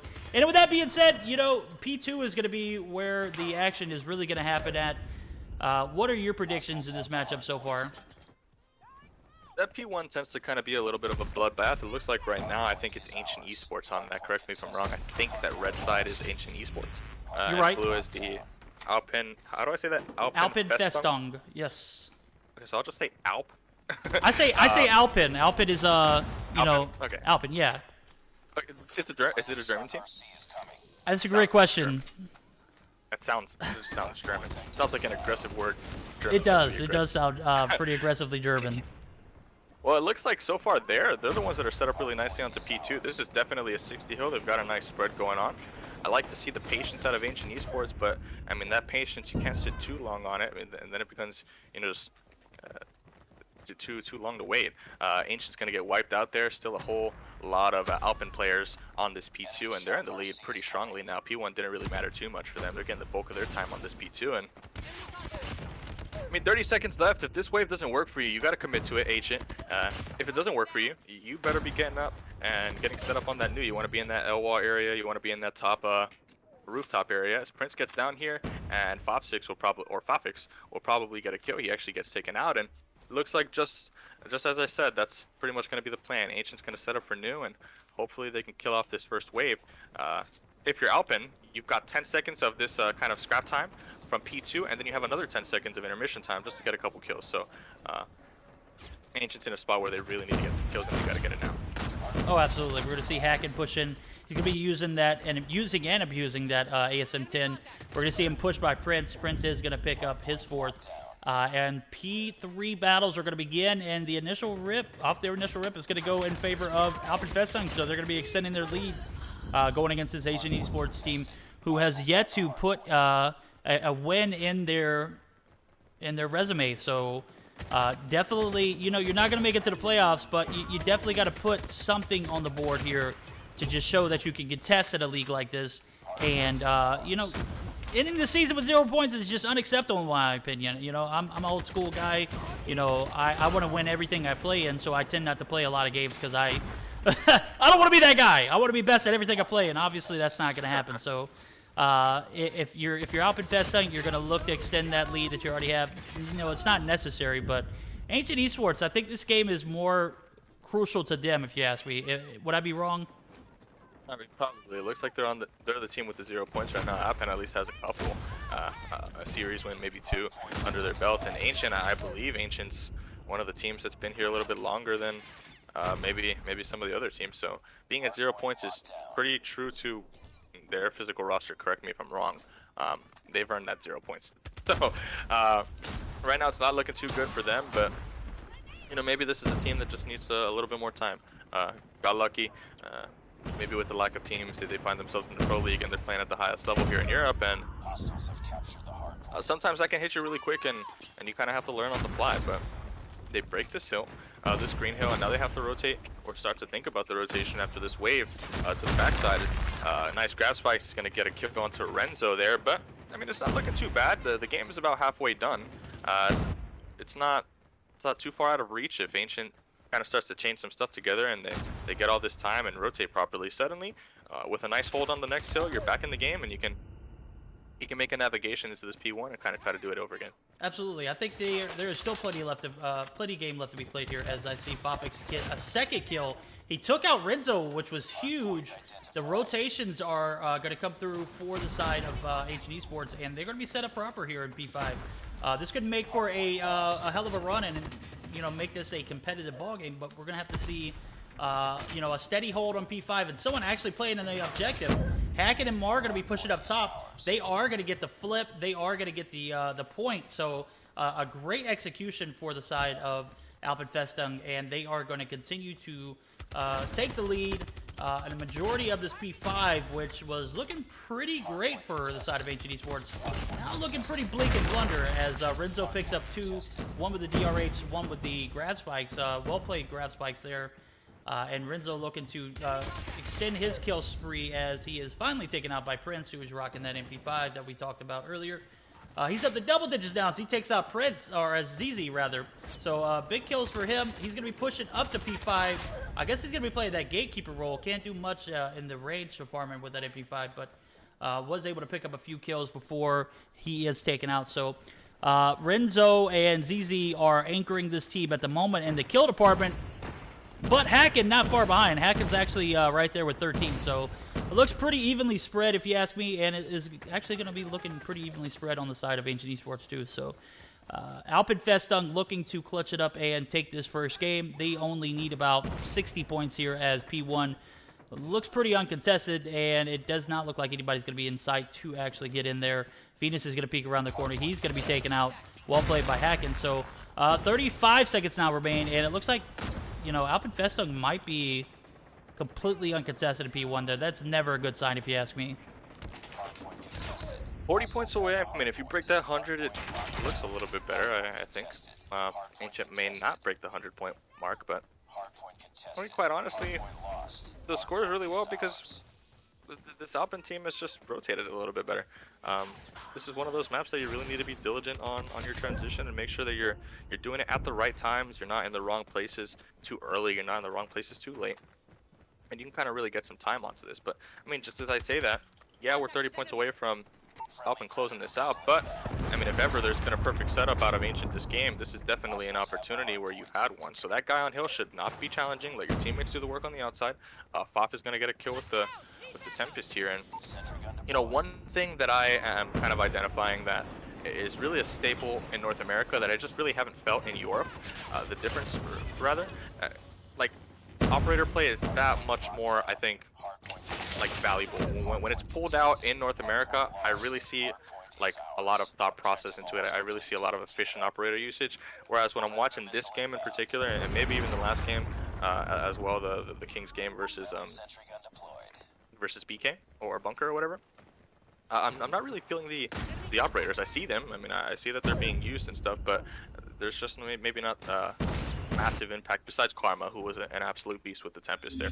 Tempest, I think, being one of the better operators that a lot of people up until recently were sleeping on. So I think if there's one thing for this team in particular to do, Ancient, just really try hard to have a little bit better operator usage, a little bit more efficient, because that's really important. You get that in this game. It's something that's not in the new COD, and it's not in every COD title. So because we have it in COD M, you have that extra tool in your pocket to break a hill, to make a really big play, and you can do those things. 250 to 85. I've seen teams lose by worse. It's actually a fairly common score for a team that's riding hot on Hackney early on the transition, and just kind of going player to player. 21 and 12. Directly compare that to the top performer on the other team. He's got more kills, he's got more time, and kind of go cross and look at every single player. They got outslayed, and they got outslayed primarily on that transition. So they need to lock that down if they want to run another respawn against this team. Absolutely. We're going to see a Search and Destroy up next, so they're going to have to make their transition in this Search and Destroy on standoff. You know, I've seen Hacken use a lot of the Arctic 50 here. Obviously, that's banned in this particular game, so interested to see what his gun of choice is. He used a DRH, and it worked out pretty well. So, man's not only a decent sniper, but is also a good shot with the DRH. So, the ASM-10 rather, he did use a DRH. My bad. At any rate, we're gonna have to see Ancient eSports come off of a pretty big loss, if you ask me. I mean, they had a pretty good hold on P2 there towards the end, but it just dwindled. And some of the operator usage is, you know, it's something that, you know, you definitely want to point out. I saw a few of the Alpenfest guys use it to break the hill at the final P2 break, and it worked out well. But I do have to say, I don't see a majority of the operators being used quite like it is used in the ACOM scene. I think for these guys, it is something that they could, focus on as far as an area and opportunity. I feel like there is a huge area of opportunity for these guys to grow. So we're going to see a second game here as Alpenfest looking to 2-0 these guys. They're going to have to do it on standoff on Search and Destroy. Still plenty of game left to be played, so this Ancient eSports team could bounce back and come back and take this game easily. I'm only seeing 4 players in the lobby for the side of Alpen, so I don't know if they're going to 4v5 this or if they're going to get a fit. Should have to wait here. Now, if you are Alpenfest, you're obviously looking to get this dub here. If you're Ancient eSports, you're playing a Search and Destroy game, you're going to be on the attacking side. What kind of strategies would you expect to see from these guys, or what do you think they should try immediately off the bat? As we saw the hard point, they just got outplayed. How does that translate to a Search and Destroy game? It's indeed on standoff. The important things I think that kind of need to be considered every time you play COD Mobile and you play on the traditional, the older maps. These maps were not made for 5v5. They were made for 4v4, and they were made in a game that the movement mechanics were different, the shooting mechanics were different, there were no operators, the score streaks were different. Just everything was different about the games that these maps were really being played in. So because of that, if you're a team that's just absolutely running around and that's your identity, you got to stick to that. If you're a team that is a little bit more kind of lax and let it come to you, you got to stick to that. So you have to do what it is that you're comfortable with. But I mean, in a lot of cases too, if you're the team coming into it that quite honestly is deeper than the underdog, I mean, you're just down bad, and you gotta kind of prove yourself. I always say that it's better for you in the beginning to kind of come out swinging, put it on the table, and kind of test the integrity wherever it is that you're going to test it, and see where the tempo kind of plays for you, see what's given to you on the map, and try to take those things. If Ancient comes out and being that team with 0 points, a team with not too many expectations comes out and they say, hey, I'm going to hit this site, or I'm going to hit this lane, I'm gonna do this, I'm gonna do that, and they're decisive on it, they do it as a team, I think there's a way for them to be competitive in this S&D. If they, being the team that they are right now, losing the way that they did in map 1, give all of the pace control to the other team, Alpin, they're just gonna get smoked, and it's not gonna be a good game to watch. So I think for them, Ancient eSports, it's really on Ancient, I think, to set the pace of this game and kind of see where it takes them. Yeah, ball's in their court, definitely. On the attacking side, I do feel like they need to go for an aggressive push, and if, Alpenfesten can't, have an answer for that, just continue to do it until they get the reaction that they don't like. So ball is in the hands of Ancient eSports as they will start up this Search and Destroy matchup. We are good to roll. I believe everybody's screenshots are in, so we should be good to start it up. If you guys hear me, go ahead and spam that start button. Let's get it going. I'm ready to see the second game of this series, as we still got 2 more matchups to go through today. And as I said that, we're going to go ahead and transition right into the action. Search and Destroy on standoff. We're going to see Alpenfestung, who has a fairly comfortable lead on the second division, or the side of the second division. They should easily, they're easily going to get a playoff spot here, and what they do with it is going to be up to them. So game 2 of this matchup, the Search Destroy standoff. Who do you guys got, chat? You guys got Alpenfestung 2-0ing this series, or do you think Ancient eSports is going to make their bounce back? Am I seeing Hacken use is that a Car 98 or a Kilo? It's Kilo in COD Mobile, right? Yeah, the Kilo. The Kilo, the Car 98 from Warzone. I see him using that without his scope, so should be interested to see how he plays with that. I think he has one in his sights, but misses a shot. This, I can't tell if he's trolling or if he's being serious right now. I think it's being serious, man. We got the... It's good. Side. Yeah, he's gonna be trying to wallbang through the site. I think I got Zim kind of disconnecting from VC. So I'm hearing you a little bit, hearing you less.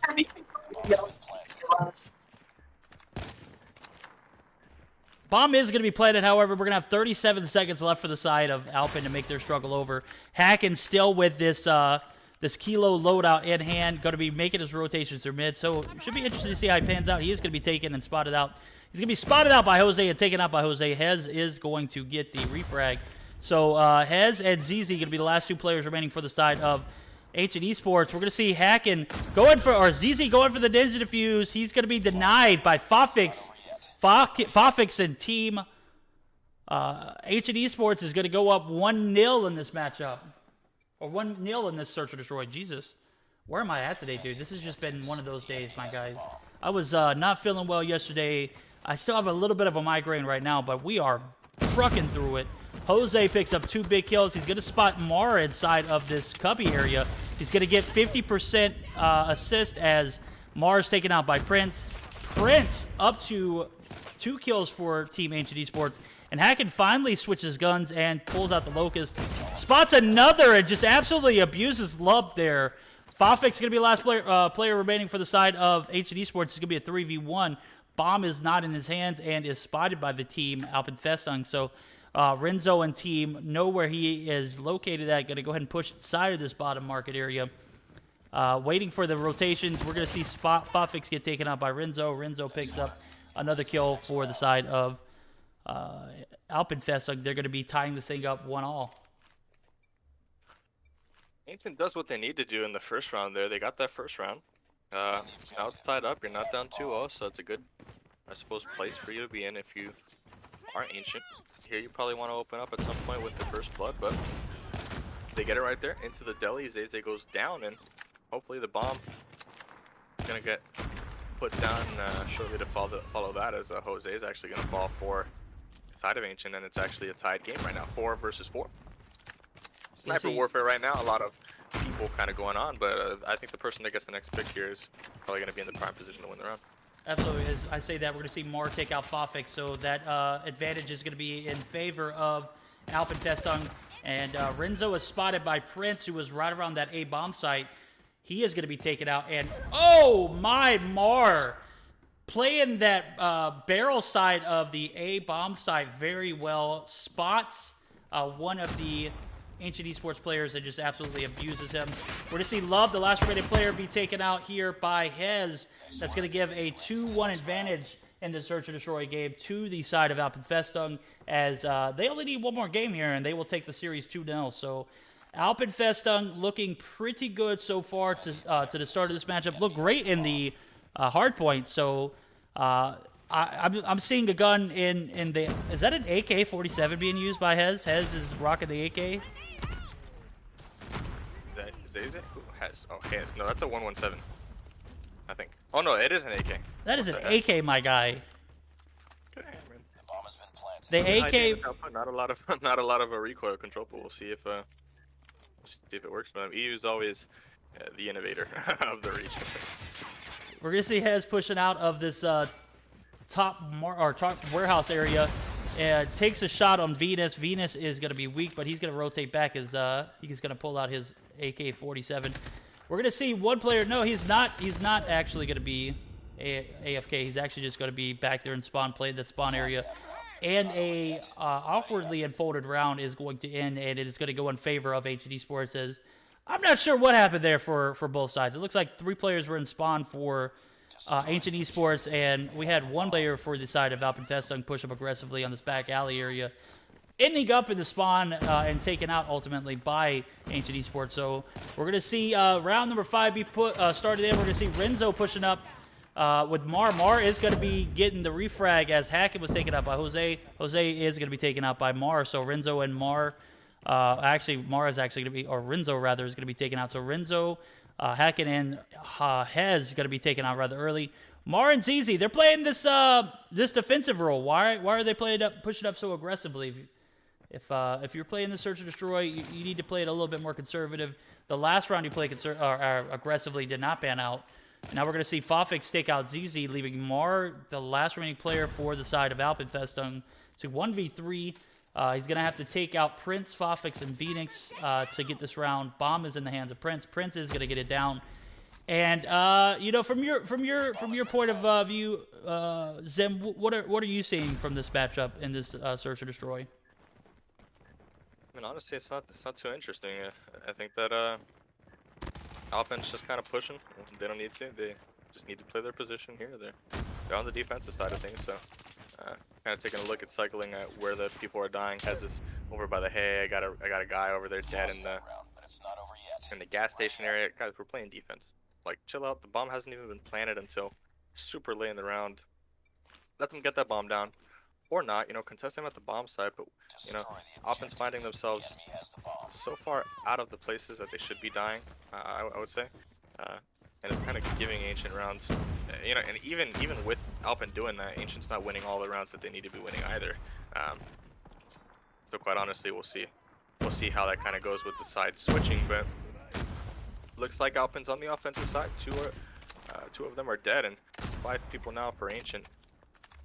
3 of them, which are actually huddling around that A side, and the sniper fire is coming through, and Hezzy's there on the haystack looking for a kill, but he's in a tough position there as Hakan's gonna get a kill onto Fafix, and this guy Jose, like, you're just lost. He must, I don't know if he's not sounding. Did he not hear that guy? He just allowed him to kill him, didn't even look at him. That's extremely just okay. 3v2 still set up. The bomb is down for Alpen, and honestly, just with the man advantage alone, I think that Ancient should be able to pull this out. Yeah, and we're taking looks at ZZ pushing up aggressively without any kind of backup from Hackett. Hackett is rotated backside of the market building as he finally makes his way over to where the bomb is located. ZZ is going to lay some cover fire, but no one is yet to pick up the bomb. ZZ is going to make his rotation over.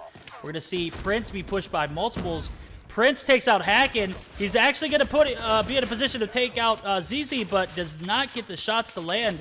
We're to see an aggressive push now for the side of Ancient Esports. We're going to see Lub and Venus pushing in. Lub is going to get better position, but Venus is going to position himself on the inside of that barrel side of bomb.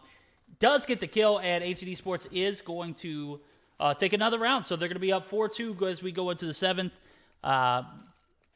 Yeah, I'm just not seeing the style of gameplay that we're normally used to seeing here. ZZ and Team Alpenfestung playing a little more lackadaisical. And playing is super aggressive. You're not in the winning position. You're not winning right now, and you're playing super aggressive. And it didn't pay off the last few rounds. Let's see if it pans out here as Hez is taken out rather early. Bomb is in the hands of Mar, so Mar with 3 kills on the board is going to be making their rotation over to this A bomb site. Throw some nades, try and clear it out as Hacken is going to get better position. Hacken is going to get some help from ZZ, who takes out Prince. So we're going to have a 4v3 ensue. Fafix, Lub, and Venus for the side of Ancient Esports as the bomb is down, 40 seconds left on the clock. Was that a Sui RPG from Venus? Didn't catch it. Not sure. Did you catch it? You know, I call it the back end of it. It looks like, you know, it wasn't super intentional, but could have been, you know, construed as one. But, you know, I guess these guys will have to take a look at it. I don't want to make any accusations. I want these guys to, you know, do the job for me so I don't look bad. I want these guys to make sure they do the job so I don't have to be that guy. Mar is going to push up and take out Love, so that round is going to go in favor of Ancient East, or I'm sorry, Alpenfestung as sides were flipped. We're going to have 3-4 for Alpen as they are battling their way back from a deficit that might ultimately lead to their demise. They still plenty of ball game left to play. Trophy system is going to go down for Hez. Hez is going to get a better setup as he's up to 5 kills now. He's got the MP5 and the pistol loadout in hand. ZZ gets the shots on the Fafix, giving the one-man advantage for the side of Alpenfestung. Prince is going to be sitting here steadily. Not sure if he played the sound game, though, as Hez had better positioning. Ultimately was taken out by Renzo. Renzo is going to pick up his 6 as he's pushing up aggressively. He's going to be taken out. So Jose and Vita is going to be the last 2 players for this Ancient Esports roster. Bomb is in nobody's hands as Hacken, Mar, and ZZ are going to play. Is Mar?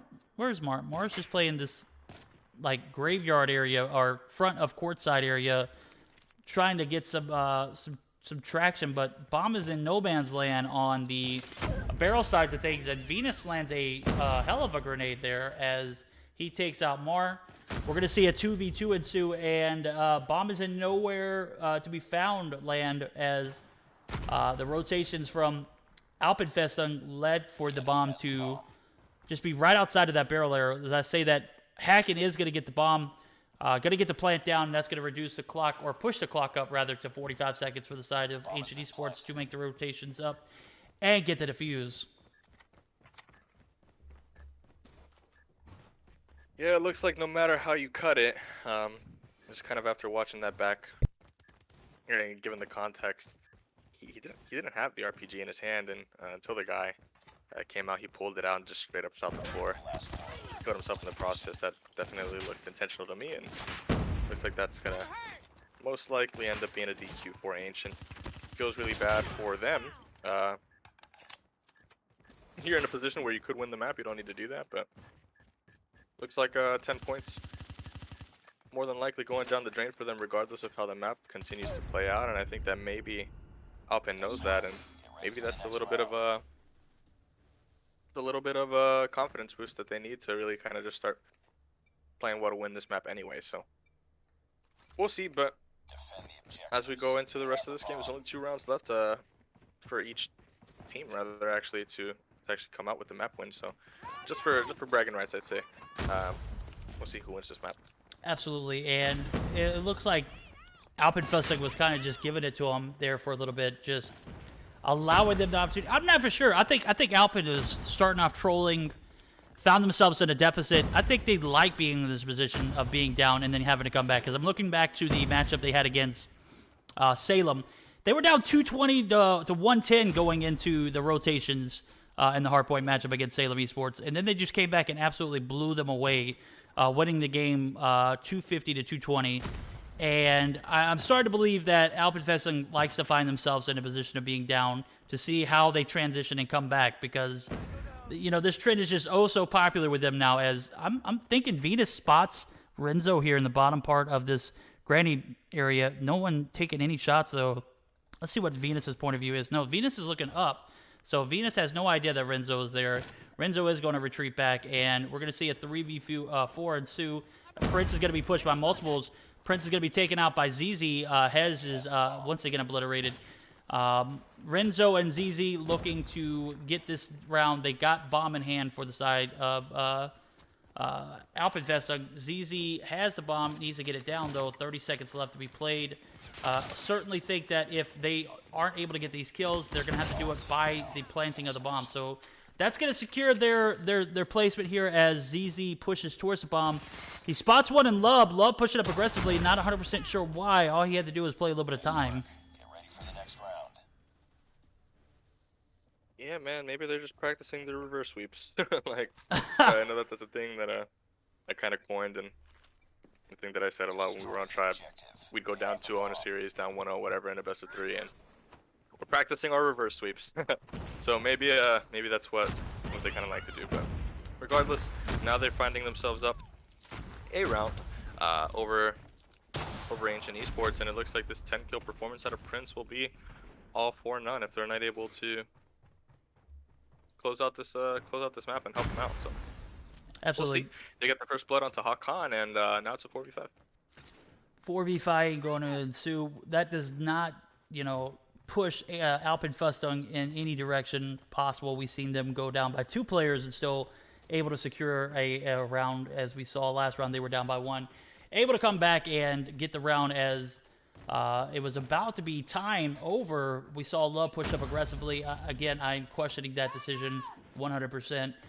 Renzo has Mar and ZZ, the last 4 players. They're going to be 4v5ing against a complete 5-man stack for the side of Ancient Esports. So Prince, as well as he's played here, may not be enough to secure a win, as we're seeing him rocking this MP5 and using it very aggressively. Mar going to take out Fafix to bring it back to a level playing field. Oh, the jump shot by Prince.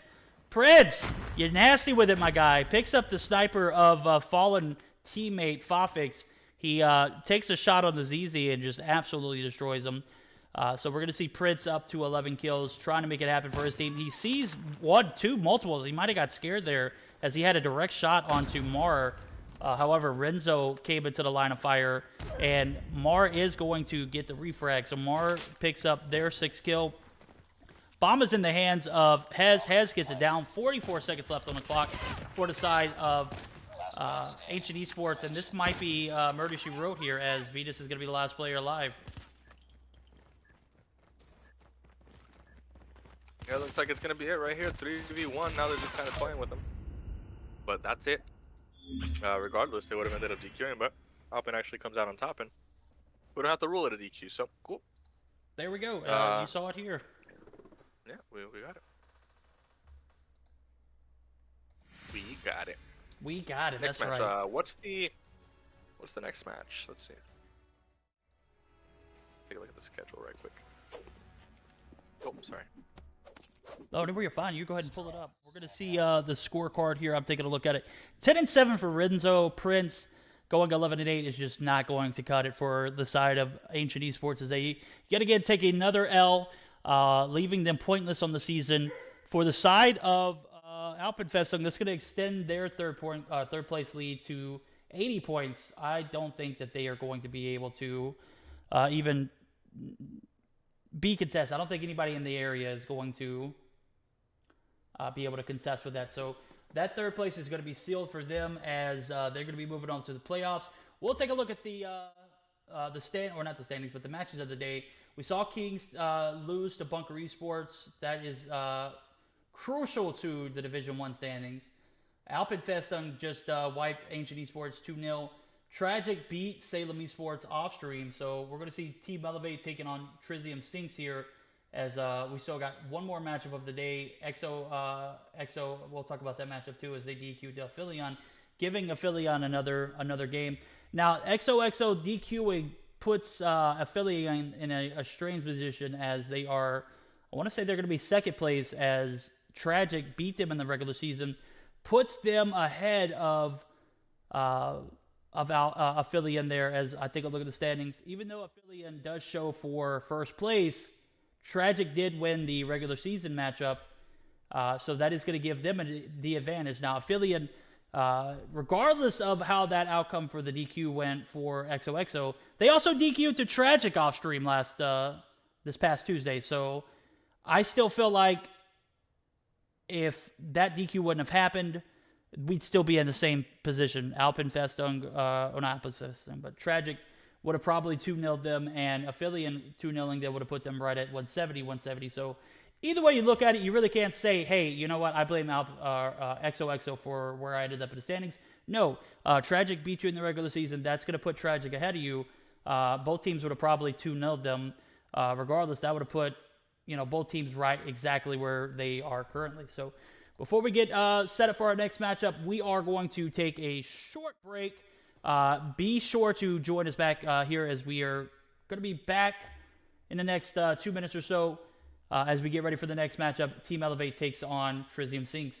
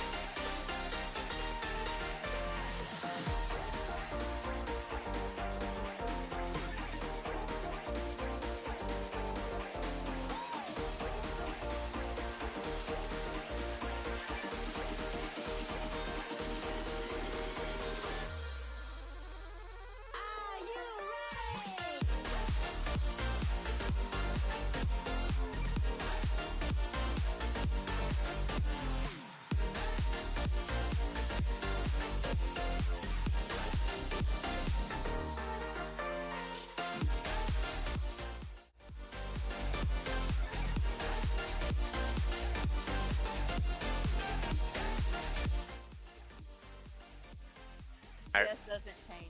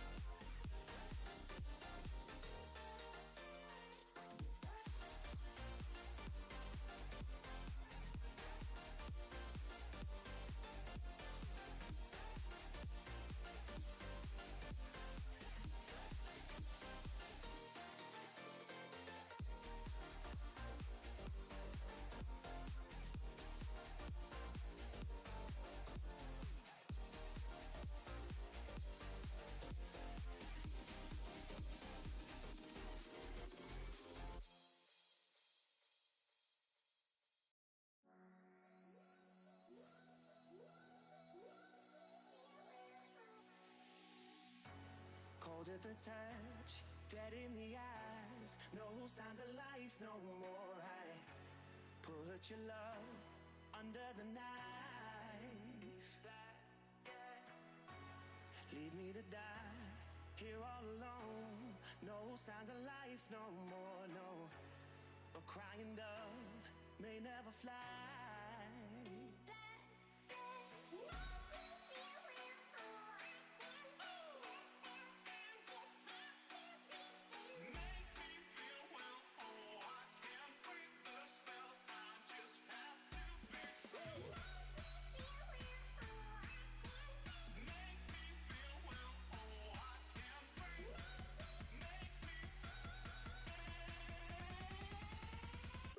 Just black and white.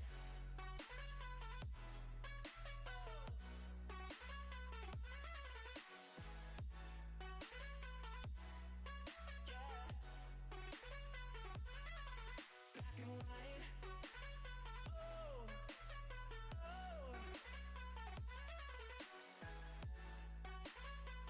oh, oh. Just black and white.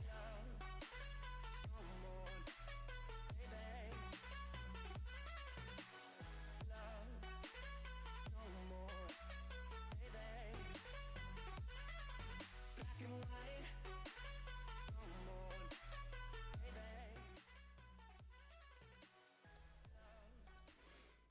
And we are back live, guys. This is the third matchup of our day. We're going to have Trizium Sinks taking on Team Elevate. Team Elevate having a easy first place position right now. They are up 130, nowhere even close. There's no teams even close to them in this second division. But yeah, we're going to go ahead and jump right back into the action. Zim's actually going to be joining us here shortly. So Zim's handling some stuff off stream that is going to put us in a position to continue to move on today. So guys, we're going to have Hypnos and Team Trizium Sinks taking on Team Elevate. Team Elevate coming out of a big win against, well, actually a loss against Aphelion last stream. We saw them take on Elevate take on Aphelion, but ultimately having to lose because of a DQ for reasons I have not 100% sure what went on. I know there was a miss screenshot that just ultimately led to this, but at any point, they played very well against Affiliate. So their first place spot is held perfectly intact. We are going to get started as soon as everyone completes their matchups and starters. I didn't even take a look at the bans. We're going to take a look at the best of threes here. We're going to see a Hardpoint Summit, followed by Search and Destroy on firing range. If we go to a game 3, it's going to be a raid domination. Elevate opting to ban the Arctic 50 and Search and Destroy on Crossfire. Trizium Sync opting to ban the Chopper and Hardpoint on Crash. And we're going to jump straight into the action. Zim, let me know when you're ready. If not, I'm just going to go ahead and continue to cast on as we see players spawning in. This is going to be a best of 3. We're going to see Radic rocking the Diamond. Oh, that Diamond Pharaoh looks absolutely amazing.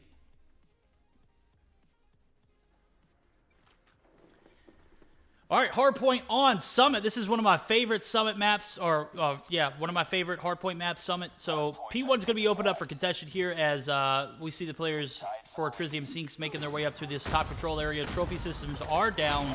We're going to see the first trade from Ragex. Ragex picking up his first kill. Spy picking up a 2-piece there as he rotates over. He's got the, is that the DLQ? Yeah, or is that that is not the NA45, was it? Please tell me that wasn't an NA45. That's not the NA. No, that's not it. I don't know what I'm talking about. That is the DOQ. Nope, that's the Locust. I can't tell, chat. Let me know if you know at home. It's gonna be obliterated by Ramon there. Ramon picks up his third kill, or first kill rather, and the first point is going to be pretty much split down the middle as we see Ramon and team able to capture a majority of the remainder of these points. 15 seconds left on this hill as the transitions for P2 are going to be made. Ramon and Team Trizium looking pretty strong at the moment as they take the lead going into the P2 transition. Spy and Team Elevate, I want to say they might be trolling as Spy takes out the M4. I'm not 100% sure what the gun choice there was for him as now we see him make his transition over to P2. 36-20 lead for the side of Trizium. This point is going to be opened up and is going to be ultimately held by Elevate. So Elevate is going to be able to recapture some of that lead that they had now that was turned into a deficit. So it's going to be all tied up here as we see the transition to P3 begin now. Spy is going to be setting up here in this little head glitched area or this rock side of P2. He's going to be taking some shots on the Hypnos. Hypnos goes down. Hypnos up to 3 kills. Surprisingly, see him playing in the OBJ. So Uranus is going to take out Spy there and is going to be starting to set up for P2. Elevate up to a hefty lead now, 60-36 as P2 transitions have been made. And we're going to see, we're going to see a P2 setup or P3 setup now for the side of Elevate.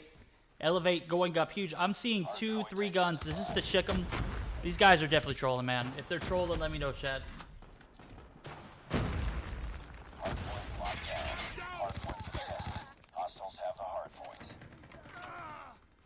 Insanity rocking this Shickum class as they know it's the last day of the regular season. They have no fears in where they stand in the leaderboards.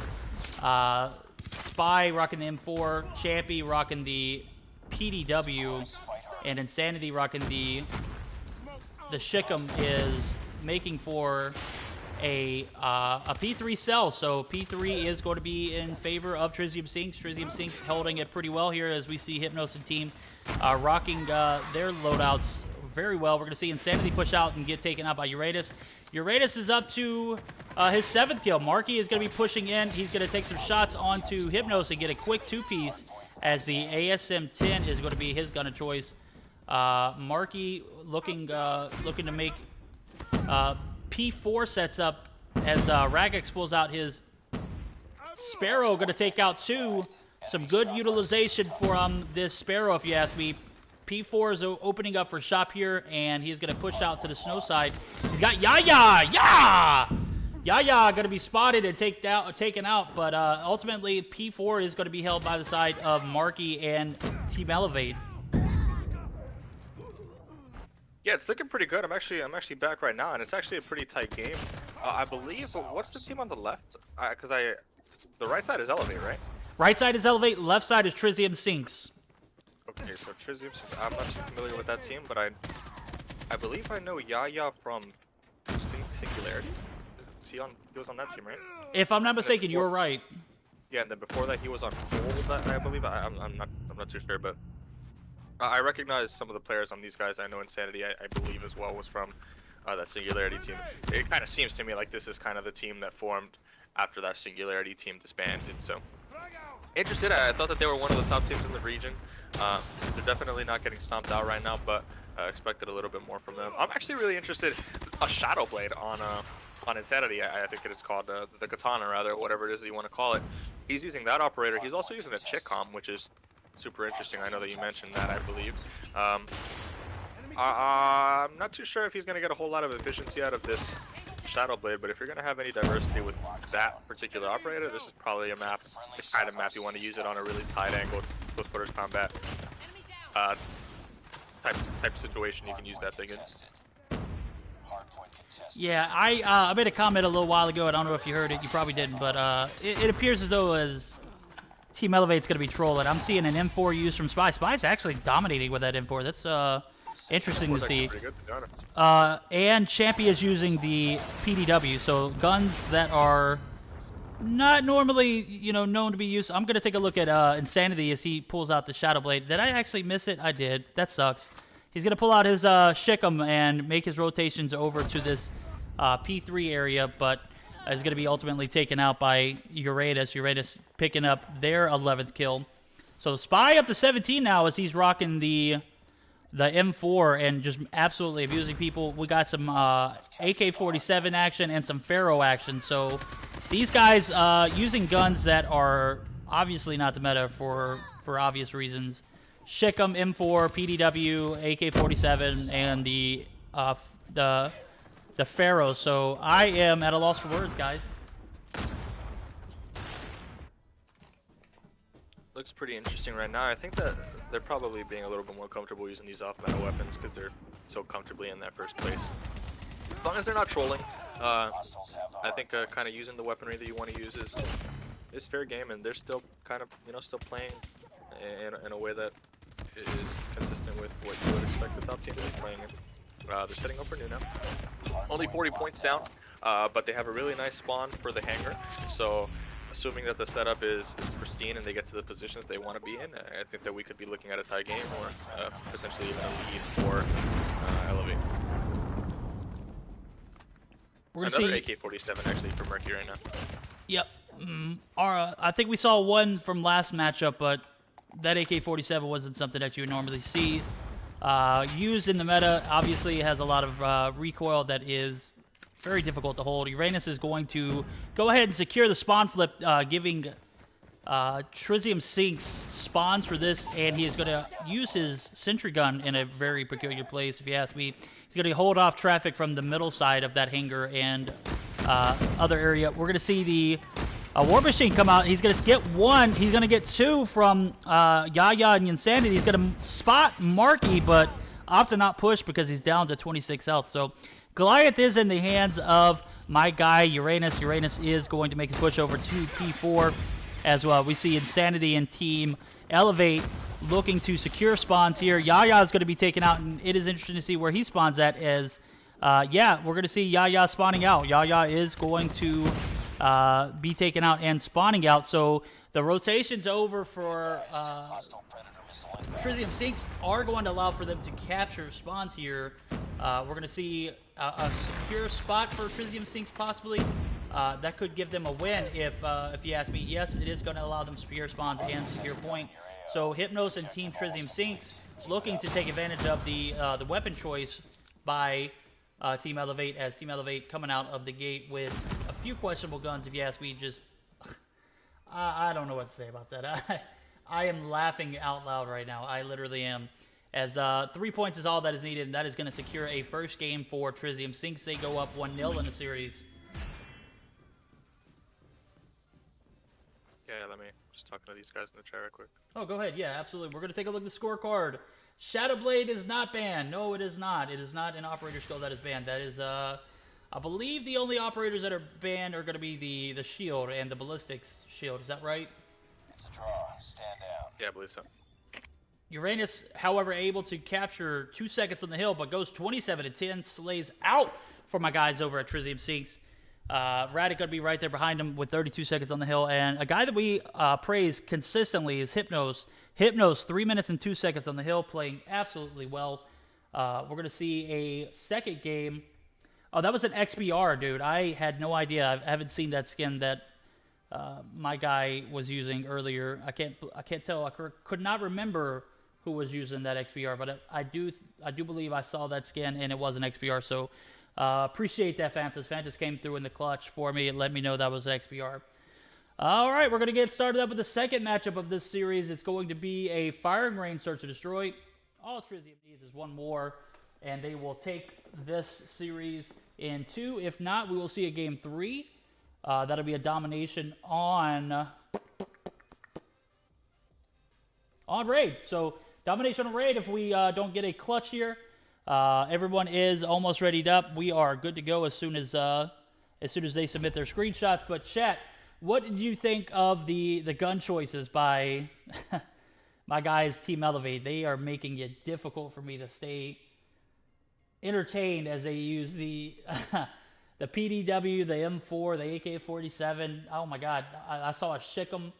The only thing I didn't see was an M16. That would have been a lot better if you ask me. So if we can get an M16 next game, that would be absolutely phenomenal. Sinks is cracked. Dark Wizard comes in the chat and lets me know. I appreciate that. Sinks sells that first, or not Sinks, but Elevate sells that first game. Opted to use guns that, if you ask me, just poor taste. Come on now, PDW. Would have rather much seen a Cordite. At any rate, we'll get started up here as soon as these guys ready up and submit their screenshots. I need predictions, guys. What do you think? You think Sinks is going to take this in 2, or do you think this is going to go to a game 3, though? Should be interested to see Search and Destroy on firing range. I've seen both of these teams play it, I believe. I believe Trizium Sinks has played this map and has won on this map before. I want to say Spy and Team Elevate have also won. So it's really a toss-up game. If Elevate decides to join us with the metas, if not, I need to see an M16 in order for this to be entertaining. So Search and Destroy on firing range. If we can go ahead and spam that start button to go ahead and get these guys ready if they aren't already. I'm ready to get this matchup started.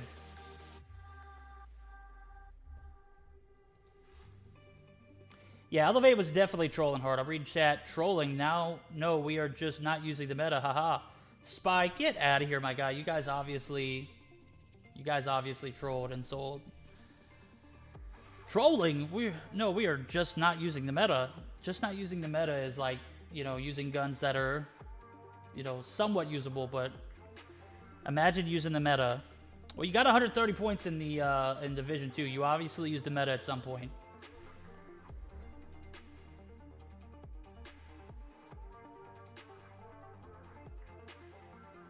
Pharaoh MSMC XPR meta, yeah, NA definitely uses all those. Those are definitely guns of choices over in the NA comp scene.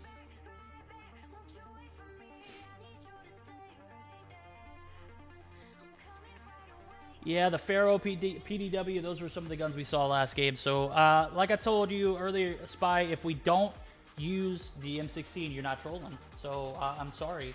If you're not using the M16, it doesn't categorize your off-meta guns in a way that, spikes my interest. So I'm going to have to see some M16s this game, my guy.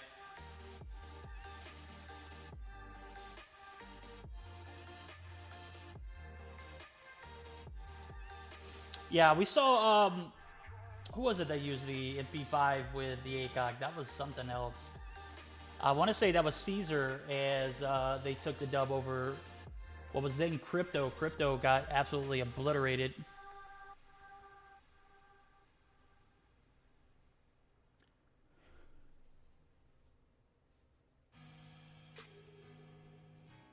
All right, we're gonna get started up with the second game of this series. Go ahead and let's get this thing on the road, dude. I'm ready to get this thing started. Let's go.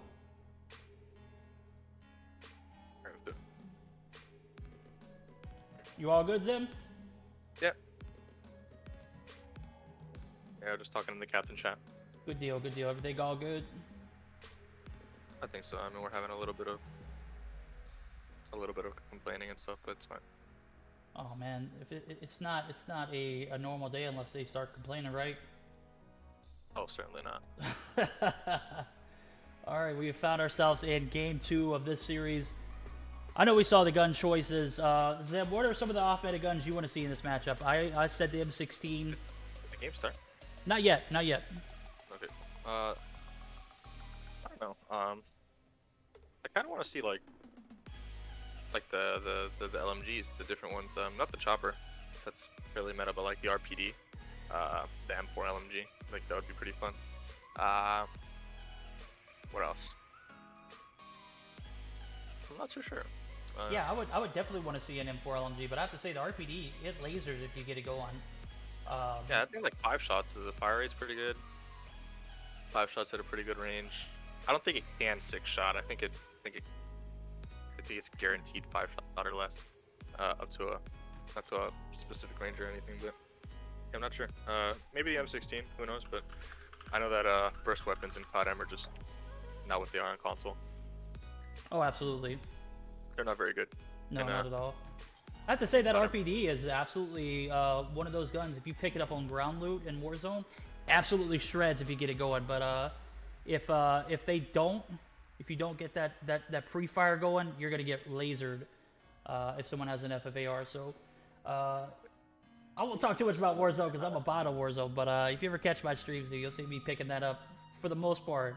So seeing RPD in this game would absolutely kill it. But I want to see the M16, dude. It's a 3-round burst.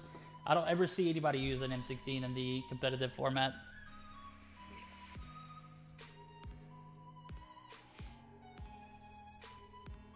We ran it in scrims a little bit, but it's so bad. M16 sucks. I'd rather see the M4. I think the M4 is viable, but I mean, hell, we got people running around with QQ9s. I don't know. If that's not trolling, then the M4 certainly isn't trolling. We'll see, I guess. I suppose we will see.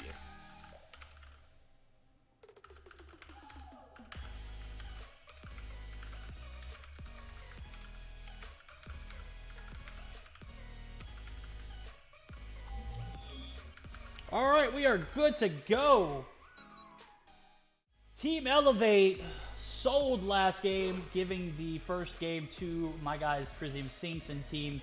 They don't care. They want the dubs, dude. They come in, week out, play super aggressively every time they get on stream.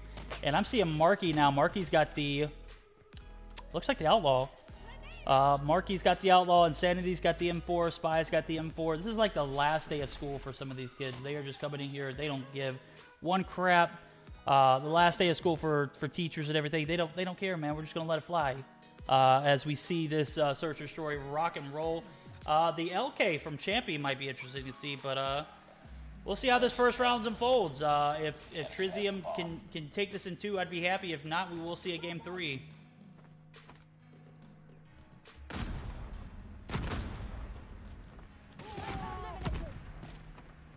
See Ramon take out Yaya on the first initial trade. Insanity is also going to be down to Ramon. Ramon picks up his second kill before Marky did use the Outlaw. That should that should be interesting to see how this pans out. The rate of fire is great, but the damage is horrible. As we see Uranus take him out with the Mana War there. A lot of players opting to not use the M16, which I requested. I'm kind of upset. Champy's going to be half health as he is going to be pushed in front of this, or inside of this trailer building. Spy is going to be his compadre on the outside. We're going to see Ragux and Team Trizium play it super conservative as they should. You're ready to take some shots on the Champy, so bomb is going to be picked up by Spy now. Will he get it down before time expires, or he is killed? He does. He does get the bomb plant down over at A. He's going to be spotted by 1, and Ragux takes some shots, clears the bomb site, so the bomb is going to be planted. we're still going to see a 4v2 as the second bomb plant is going to come down. The bomb has been planted. Nice, the bomb's actually down. Elevate's got 2 people on it to defend. I mean, at the very least, they have the bomb down, so it's really nice to play with that kind of advantage. And I would say that that's an advantage, playing with bomb down. You can sound it from this trailer and kind of do a whole bunch of different things. But they're playing on the outside here, kind of going in. Nepal's has the Locust, and he has to look for a kill here. But it looks like Elevate's going to be super aggressive. They're going to push out and get this guy on the barrels, and now it's just Uranus. He has the Man of War in hand, but he'll die. Champion gets the 2 kills. And a nice round for Elevate. Who won the first game? I think Elevate, right? Or the other team? That would be Sinks. Trizium Sinks took the first game. Okay, so they're down 1-0. They definitely need to win this round again. So, oh, I think that was a collateral. Nepal's kills Murky and Yaya, and Champy trades that out. So this looks like a king situation where you know, you're a team that should be winning. You're down the map, and you gotta kind of make something happen. Uranus is in a nice spot. He's sounding a little bit, but I think he thinks the guys in tower doesn't know that push is kind of coming from the jungle area. But 4v3 right now, they're looking pretty good so far. Absolutely, Champy is just putting this team on their back as he's the only one using a gun that I would even, you know, certify as being serious. I say that because, well, no, as I say that, Spy did pull out the DQ, so that's good. I don't know if he picked it off of ground loot though. It'd be interesting to see what his second gun is, because I want to say he started this round with no, that was Marky. Marky was the one using the Outlaw. Can't even keep up with it, man. There's so much crap going on here, man. What is going on? The Outlaw being used, the M4. I can't be mad at that, though. I wanted to see an M16. I guess that's the only reason why I'm upset. Champion team Elevate making their rotations over to this jungle side of things as the bomb is in the hands of Spy. Spy's ultimately going to determine where they go. Spy opting to go against where his teammates are and is going to make the A push as we see another player, Champy, go down. Bomb is going to be going down at A, so the reverse fakie is in full effect for Spy and team as the bomb is down.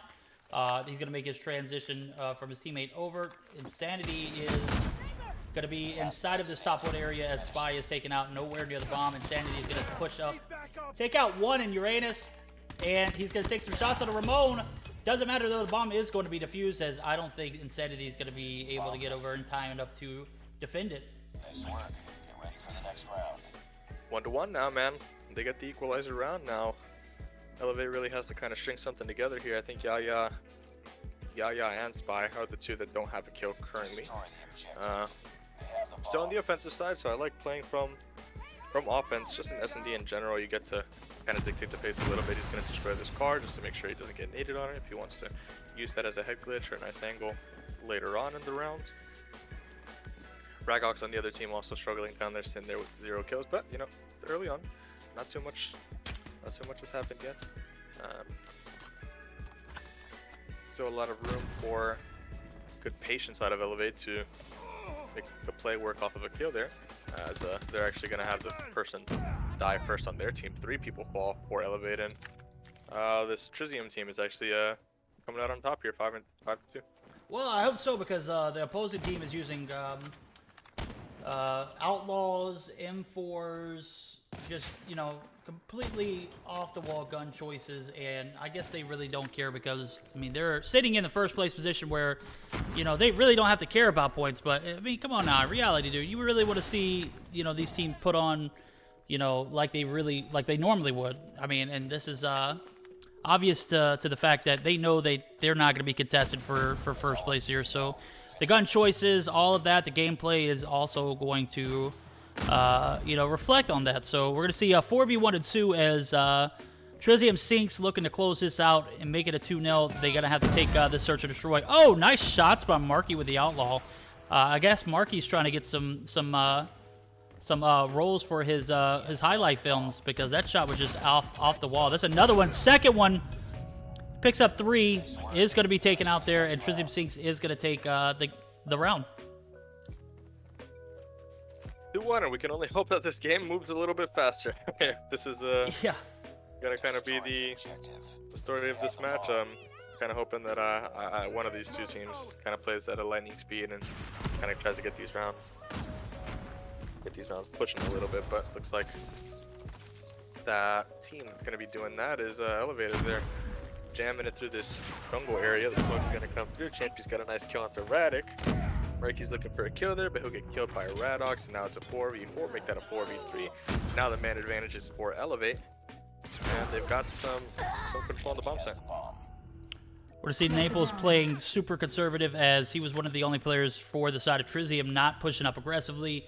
Insanity's going to get the bomb plant down, and Champy is going to be his second player remaining alive. So it's going to be a 2v1. Naples is going to have to push up and get this bomb defused before the time expires. We got 33 seconds left on the clock. Insanity and Champy looking to clutch this up. Insanity is spotted, but Naples unable to get the shot down. Targets in sight. I'm sure he spotted him there behind that bomb site. Champy and team playing super conservative. They're going to play the sound game here as Insanity spots him. Insanity gets blasted. Champy gets the refrag as he pulls out his QQ9, makes good work of it. And we're going to be all tied up going into round number 5. So the last round on the defensive side for this Trizium Sinks roster, as we are about to swap it up. We're going to see who's going to have the advantage as that side swap goes down. A collective A push. No, it's going to be conservative. Conservative for the side of Elevate. If I'm Elevate, I would have took that bomb straight back to B until they, until they made a play for it. I would have done exactly what I did last round. They're going to make their push over to the A side of things and lose 2 players. In the meantime, Radix going to pick up his second kill as Champy and Yaya both go down. Spy's going to take out Ramon as Spy opted to pay with the Man of War. Did not want to drop a donut this game, and I think that was the one thing that he was trying to avoid, and he did so by picking up that Man of War. So we got a 3v2 going to ensue now as Naples, Radic, and Ragox looking to defend his bomb plant. Bomb is in Insanity's hands. Insanity's going to make his way back to this burnt car area before, he makes his move. Spy's going to pick up another in Ragox with a nice headshot. So we're going to see a 2v2. It's an even ball game. Radic is spotted by Spy and Insanity. Radic is going to be super weak. Is going to take some shots to fire back and clear some ground. Spy is ultimately going to be able to take him out, so we're going to have to see a 1v2 now from Naples. Again, with the bomb in the hands of Insanity, you got to sit back and think, what is going on here? Naples, once again, in a 1v something situation, 1v2, 2 of the same players again, Insanity and Spy. Or maybe that was Champy. That was Champy last round. Champy got the kill. Bomb is planted at B, so the attacking side does get the bomb down at B. 38 seconds left on the clock. Naples got a lot of work cut out for him. Zim, what do you expect here? To be one, I mean, just off of man advantage alone, I think Elevate should be able to clean this up, considering they have a Man of War, one of the stronger weapons in the meta right now, and another AR, which should be able to contend pretty nicely with the Locust at this range too. So in a pause, I mean, he has 7 kills. You have to have an idea of where they're going to be, but it looks like they're really set up nicely. He's going to bait the snipe, or the defuse right there. He's going to get slightly peeked just there by Spy, and now he has no choice but to have to hop onto that, and he gets the first kill, but Lost that round, but it's just not as predicted. Ready up. Elevate's going to take that 2v1. They're playing it. They played that about as well as you could. Yeah, Naples put in an opposition 2 rounds in a row. Definitely have to sit back and think if you're, his teammates, how are you going to give him a little bit better support this game? Definitely needs a little bit more help on that defending side. But now, as we switch sides over, we're to see Yaya go down to, or Yaya take out Ragox rather with the another gun of choice that we seen earlier on in the game. That was that was the Kilo. Oh, he spots Uranus and takes a shot, lands 1. He's gonna be pushed by multiples, and Naples is gonna be finally be able to take the kill out of Uranus's hand. Uranus super weak. I'm not sure what was going on. Was he just bricking shots? Because it looks like he had a clear shot on Yaya, but just was not able to land it. Raymond is going to take out Marky, and Ramon and Uranus are both going to be taken out. We're going to have a 3v2 ensue. 3v1 now is Naples again. The last remaining player for the side of Trizium Sinks. This is not looking too good for Trizium, as they took the first game with a pretty good ease.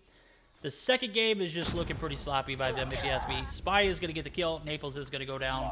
That's going to give Elevate a 4-2 advantage as we go into the 7th round.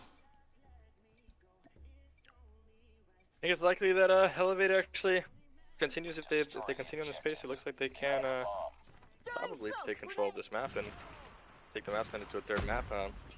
Yaya is using that kilo, I think, or the Car 98, whatever you want to call it. He's got that iron sight. Has an opportunity to get a kill. He'll hit marker Uranus in the face. And Nepal's, yeah, he just needs some help. He's got 9 kills.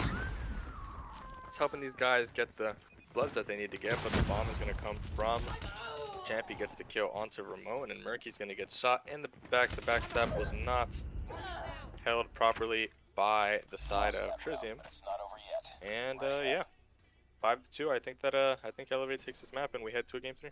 It looks like we are going to see a game 3 in our lives if Trizium Scenes can't get their act together. This has just not been a search or destroy that, you know, it just has not been a great game for them so far, this search or destroy. As I say that, we're going to see a collective B push. This might be where the devastation ends as Champy takes out Ragox. Ragox, was that a Sui nade? That was definitely a Sui nade. Didn't catch it.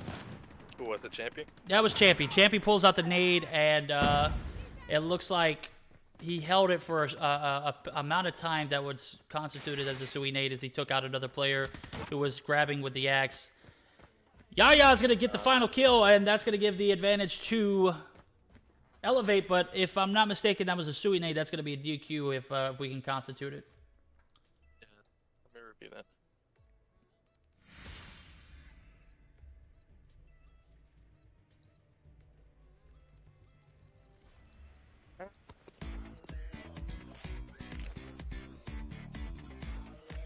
Let me see. I gotta watch that back. It's a draw. Stand down. Oh, I'm not a sub. I can't watch it back.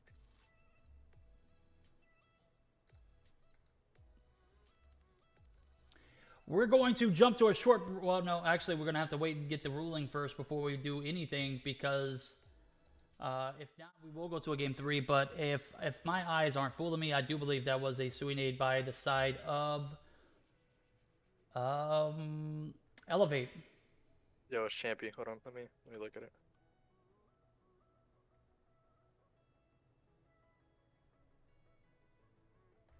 I can watch it back on YouTube. Okay.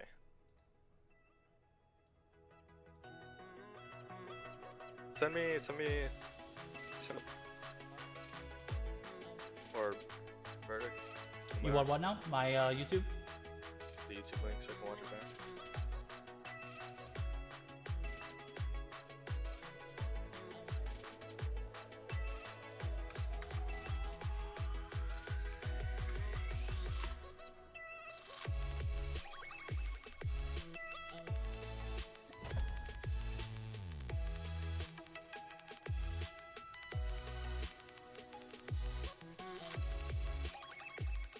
Yep.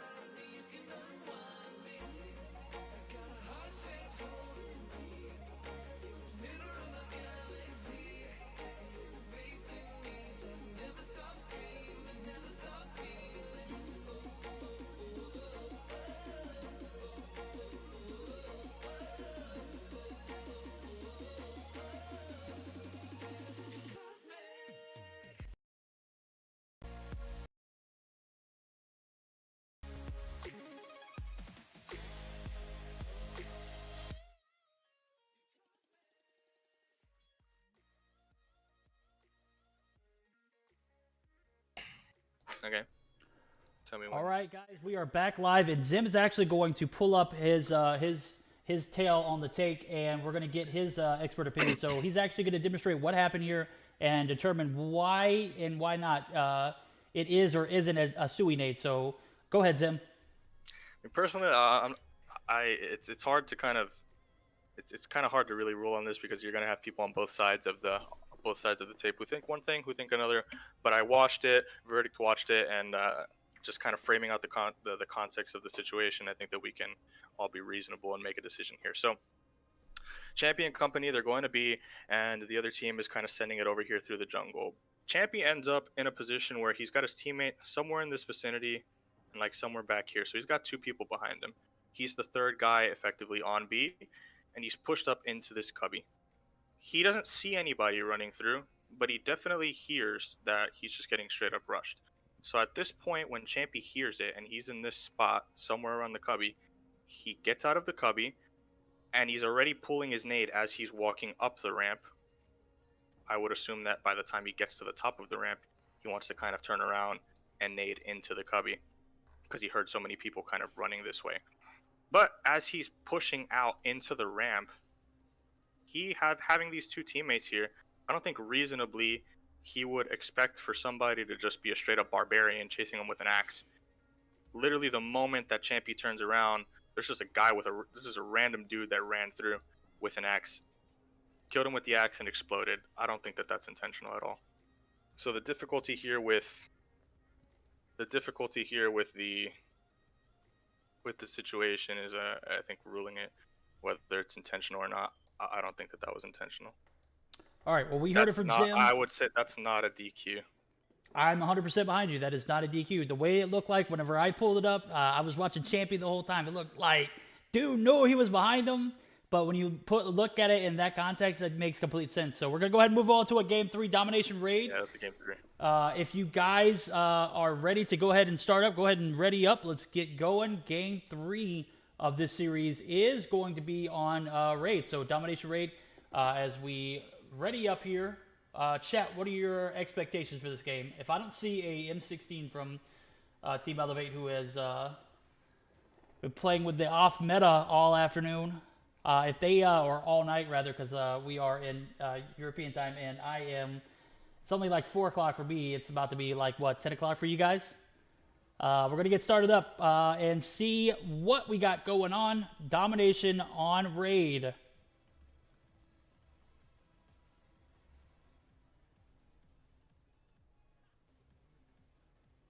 You guys don't be toxic out in chat, dude. Come on now. Dude, you guys in Europe are actually built special. I'm not going to lie to you. Is that Spy saying, no way, Zim, you high? Like, do you want us to reverse it? Because we'll call it a DQ if you want it. If you want us to I mean, that's what you want. Yeah, problem, I mean, I guess dude. he is high. We're going to go ahead and DQ him. Not getting DQ'd. Yeah, that's not a problem. I'm obviously playing. No, that's not a problem. That's not a problem. Get the next team in. Yeah, no, get the next team in.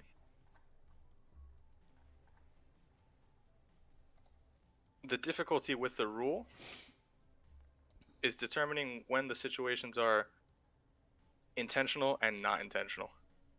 In line with the context of the ruling from the championship. I just made the case for your team not being in an intentional position. Yeah, dude, he had to convince me. I was the one that called it a DQ. And I was the one that pointed it out and just was like convinced until he put it in the context of something that I could actually, relate to. And he did convince me. It was almost easy too for him. So Zim is the expert in this particular situation. He's, been in this position for quite a while. So absolutely, I'm going to put 100% faith behind the guy because the dude comes in. He does this week in, week out, dude. You guys come in here, y'all just, y'all sit and chat. This dude does it every day. Absolutely 100 as we move on. Yeah, we're going to go ahead and have a Game 3. They stopped talking in chat, and we are going to move on. So, just like that, we are in Game 3. It's going to be Elevate playing against Trizium Sinks. Elevate and Team Sinks going up. This is going to be the deciding factor. One team's going to get 10 points. The other is not.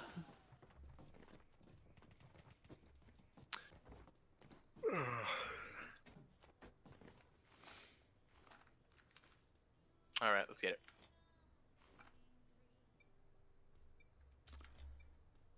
All right, we're going to see Naples and Team Trizium Sync spawning here in this garage area. They're going to be contesting inside of... Oh, this is domination. This is not hardpoint. So they're going to quick cap C. There we go.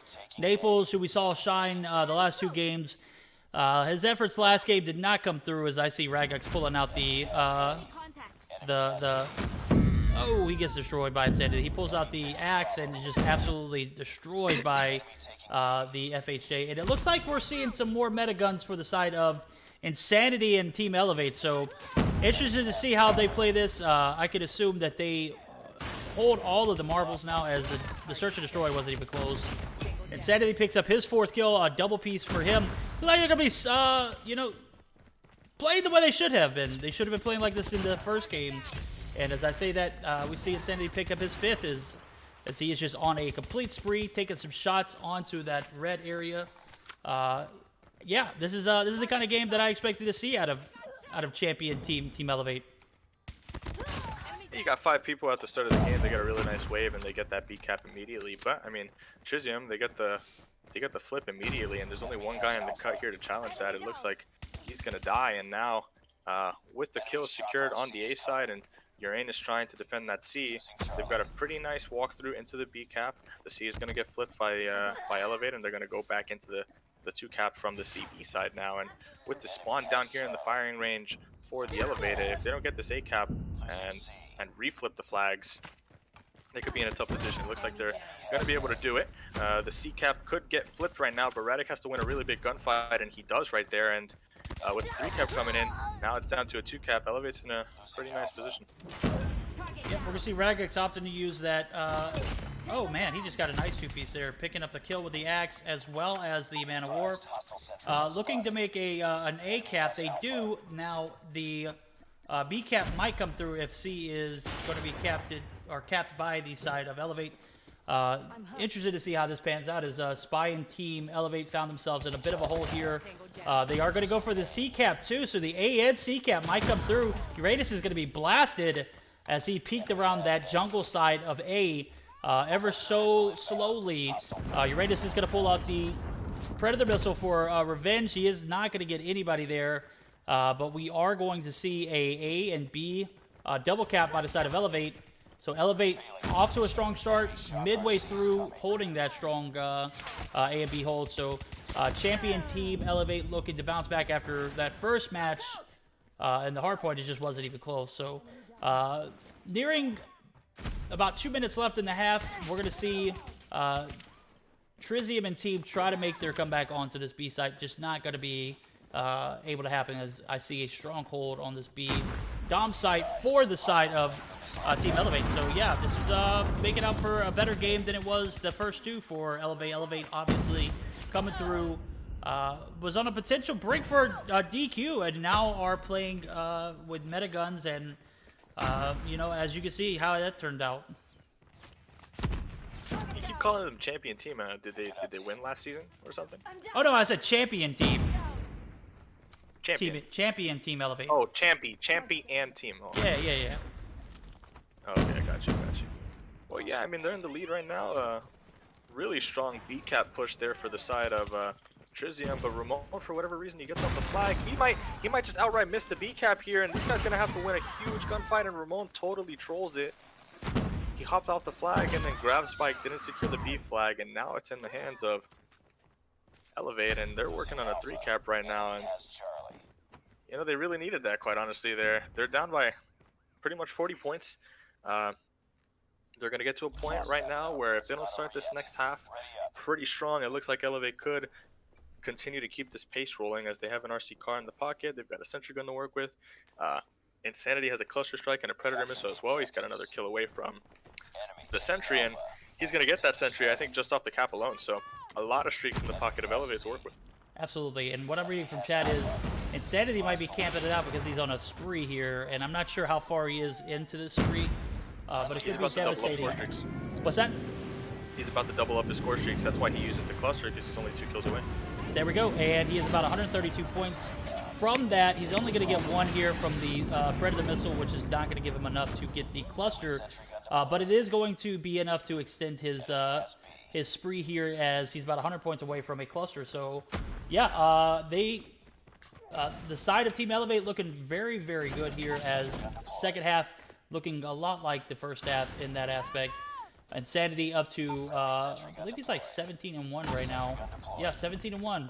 Not sure when he got that first death, but what they're saying in chat is he did die. Okay, never mind. He did die before the half was over with, so that spree was ruined. But with that being said, he's going to pick up some more kills by score streaks alone, so he may not even need to use a gun this round. Sentry gun deployed. Hostiles have destroyed. He's definitely only a kill away from this cluster strike again, which would be pretty big. He used one already on the start of this half. He's got the man war, he gets the kill.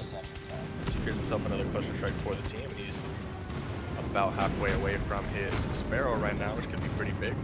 Cluster dropped onto A by the side of Elevate, and Sanity's gatekeeping these spawns here. In a nice position to get a spawn trap going, but not a whole bunch of bullets in the clip for the Man War. And gets two, gets caught looking the other way.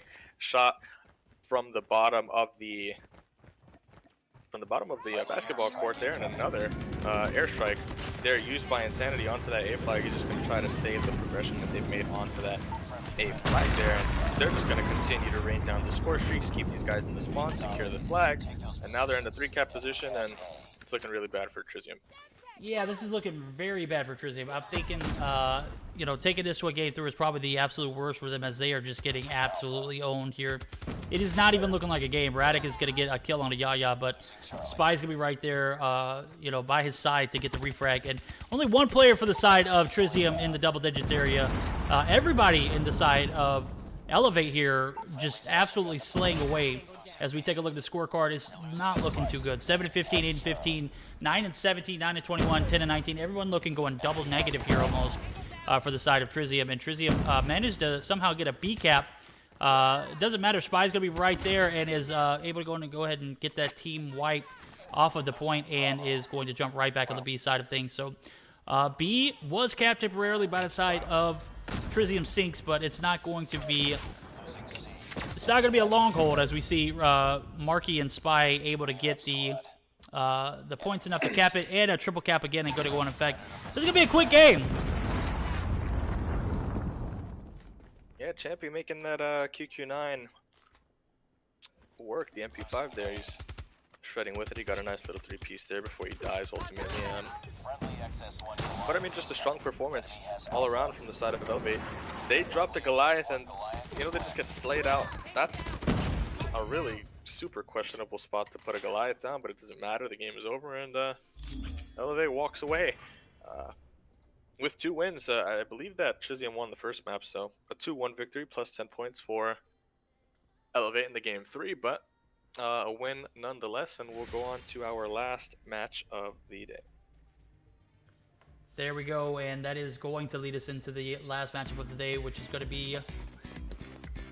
That's going to be Iconic versus Asilium. So one of those matchups that aren't going to have a factor in the standings for the long scheme of things, but obviously going to make or break how they end the season. So definitely should point out that this is the last day of the regular season. So nothing really up for stake. The first matchup of the day was the only thing that had real implications on where the playoff standing looked. It actually determined who was going to make it to the playoffs and who wasn't. And we saw Kings lose that series to Bunker eSports. Bunker eSports does overtake Kings and is in the third place spot, so they will be moving on to the playoffs. So we take a look at the scorecard. Marky goes 20-12, 24-4 for Insanity, who chat let me know that we're pretty on a pretty good spree. I don't think I've ever seen a nuke in Mobile Mayhem, but that would have been interesting to see. And for the opposite side, it's just looking real bleak. If you are Trizium Sinks, you gather your marbles and you go home and decide what is of the future for you guys, because you're not moving on to the playoffs, but we definitely want to see you back next season. So yeah, we're going to go ahead and take a short break, guys. Don't go anywhere, as the last matchup of the day is going to ensue here shortly. Iconic playing against Asilium.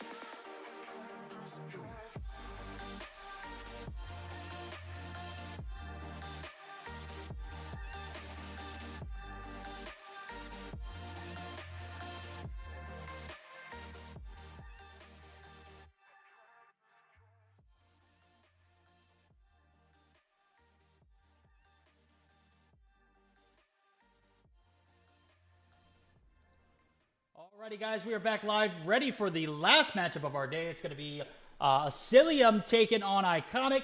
The map rotations, we're going to have a standoff hardpoint, crossfire on Search and Destroy. And if it goes to a game 3, we're going to see a domination on Hackney Yard. For map bans, we've got Iconic opting to ban the Search and Destroy on Raid. Asilium banning the Search and Destroy on what looks to be... Is that Meltdown? It is. And the Arctic 50 and the... I want to say that's the Man of War. Yes, that is the Man of War. Is going to be the guns that are banned as well. So we're going to see a best of 3 here ensue. We're going to jump straight into the action as we watch the first game of this series. It's going to be hardpoint on standoff. So guys, chat, what do you think here? Like I said earlier, it doesn't have any kind of implications on the playoff standings, but it's definitely going to give either team bragging rights here. Asilium and Iconic. Iconic is, to my understanding, one of the better teams, I think, in the region. They're kind of always in contention for these tournaments and stuff. Marvel's a player that I've had my eyes on, even if maybe he's not on the best team. But so far it's looking pretty good. For the side of the red team. What's the red team? Iconic. Iconic, yep. They're getting the first few kills. Now they're up 10 points. This guy's going to get pushed out of boxes, which is really important. Cosmo has to get this kill. He dies, and now the back is totally compromised. I believe Caesar is on the hill, and his teammate there, Bills, is trying to get some work done on the middle part, but he's going to get slayed out, and now it's flipping over, and Elysium, or rather Asylum, has a chance to kind of get back into the game. Absolutely. Both of these teams have... And as far as my opinion goes, the talent to definitely carry them to a playoff spot. But Shark, YT, Marvel, all of those guys, Magic's too, always down to put on a good show for us. They're going to have their work cut out for them, as Bills and Team Iconic obviously are in the playoffs. So I'm not sure. Trizium just put into a bracket where the level of competition was so high, it was just difficult to even make it into the top 3.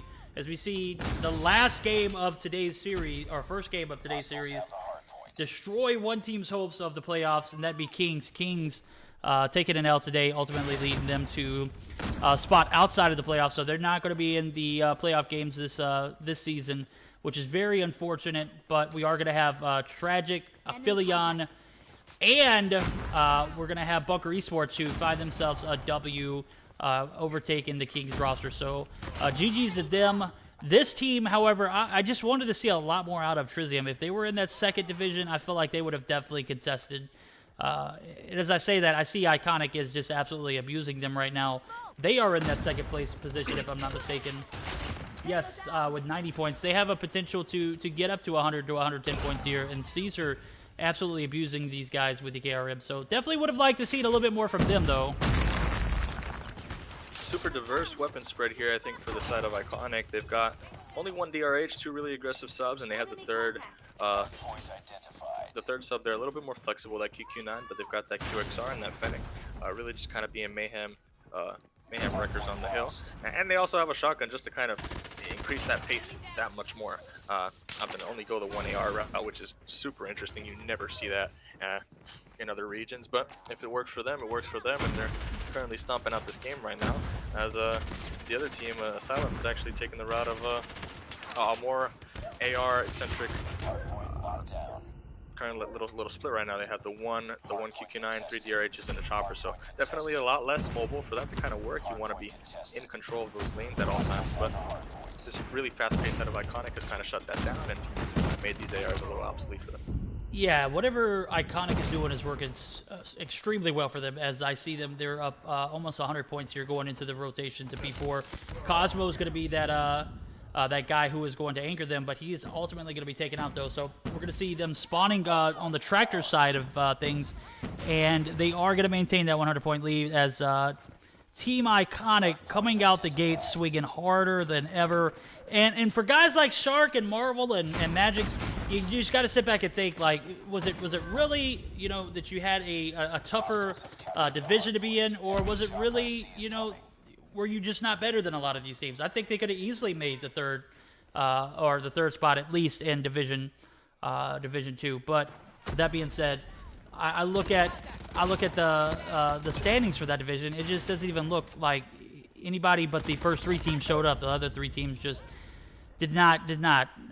Two teams with 0 points on the board. Just, I mean, that's kind of ridiculous if you ask me. And then we got XOXO who forfeited their last 2 games, and they're in a -40 hole. In my opinion, it's just not acceptable in a division like that. So it does leave you to think. I believe Asilium would have definitely made the playoffs, if you ask me. But with that being said, they're getting just completely outmanned at the moment, and it's they're not going to be able to close the gap on this 100+ point lead off of P4 as Shark and team are holding it for their life, but ultimately going to be taken over there. So they're going to be down 106 points as the points reset, and P1's going to be open up for shop here in the next 2 or 3 seconds. Cosmos and Team Iconic just completely wrecking them at the moment. So going to have to see better ground held by the side of Asilium, and for if your team Iconic, just continue to do what you're doing because it's working out. The Finnick, the MP7, the ERH, the KRM, it's a nice spread of guns, and it's good to see. It's refreshing, if you ask me. I agree with you. I mean, it's really the one thing that I think after watching these games that I've kind of taken away is that there is such diversity, and when the weapons are banned properly, and when you really have those really strong things kind of taken off the table from the beginning, you get to see a little bit of this. And obviously, this region compared to some others is a little bit more willing to kind of step out of the norm. Now, whether that's a good thing or bad thing, I suppose you can only really track by how a team performs against those things that they opt not to use. But currently, it's going really well for them, and that really aggressive pace is doing a whole bunch, and they're doing a lot of work with the weapons that they have chose to use. Quite honestly, you just simply don't get to see stuff like this in like North America, which is really the only region I can actively compare it to, because it's the region that I'm from and that I watch all the time, because everybody is meta slaving, and when you're playing against those meta slave weapons, unless you're matching it, you're not going to be having that much of a good time. So really nice to see some diversity, as the Sparrow's going to get taken out there. The trophy system's really nice, and this is looking like a stomp so far. Absolutely, and just looking like a completely lopsided game now, as we finally see Asilium rather break that 50-point marker, and that is a step in the right direction. But is it going to be enough to overtake Iconic here? I don't believe so. Iconic is just absolutely, it's like they came in with a game plan and they are working that game plan to a T. They found what they wanted to do with these guys, and they just absolutely executed it.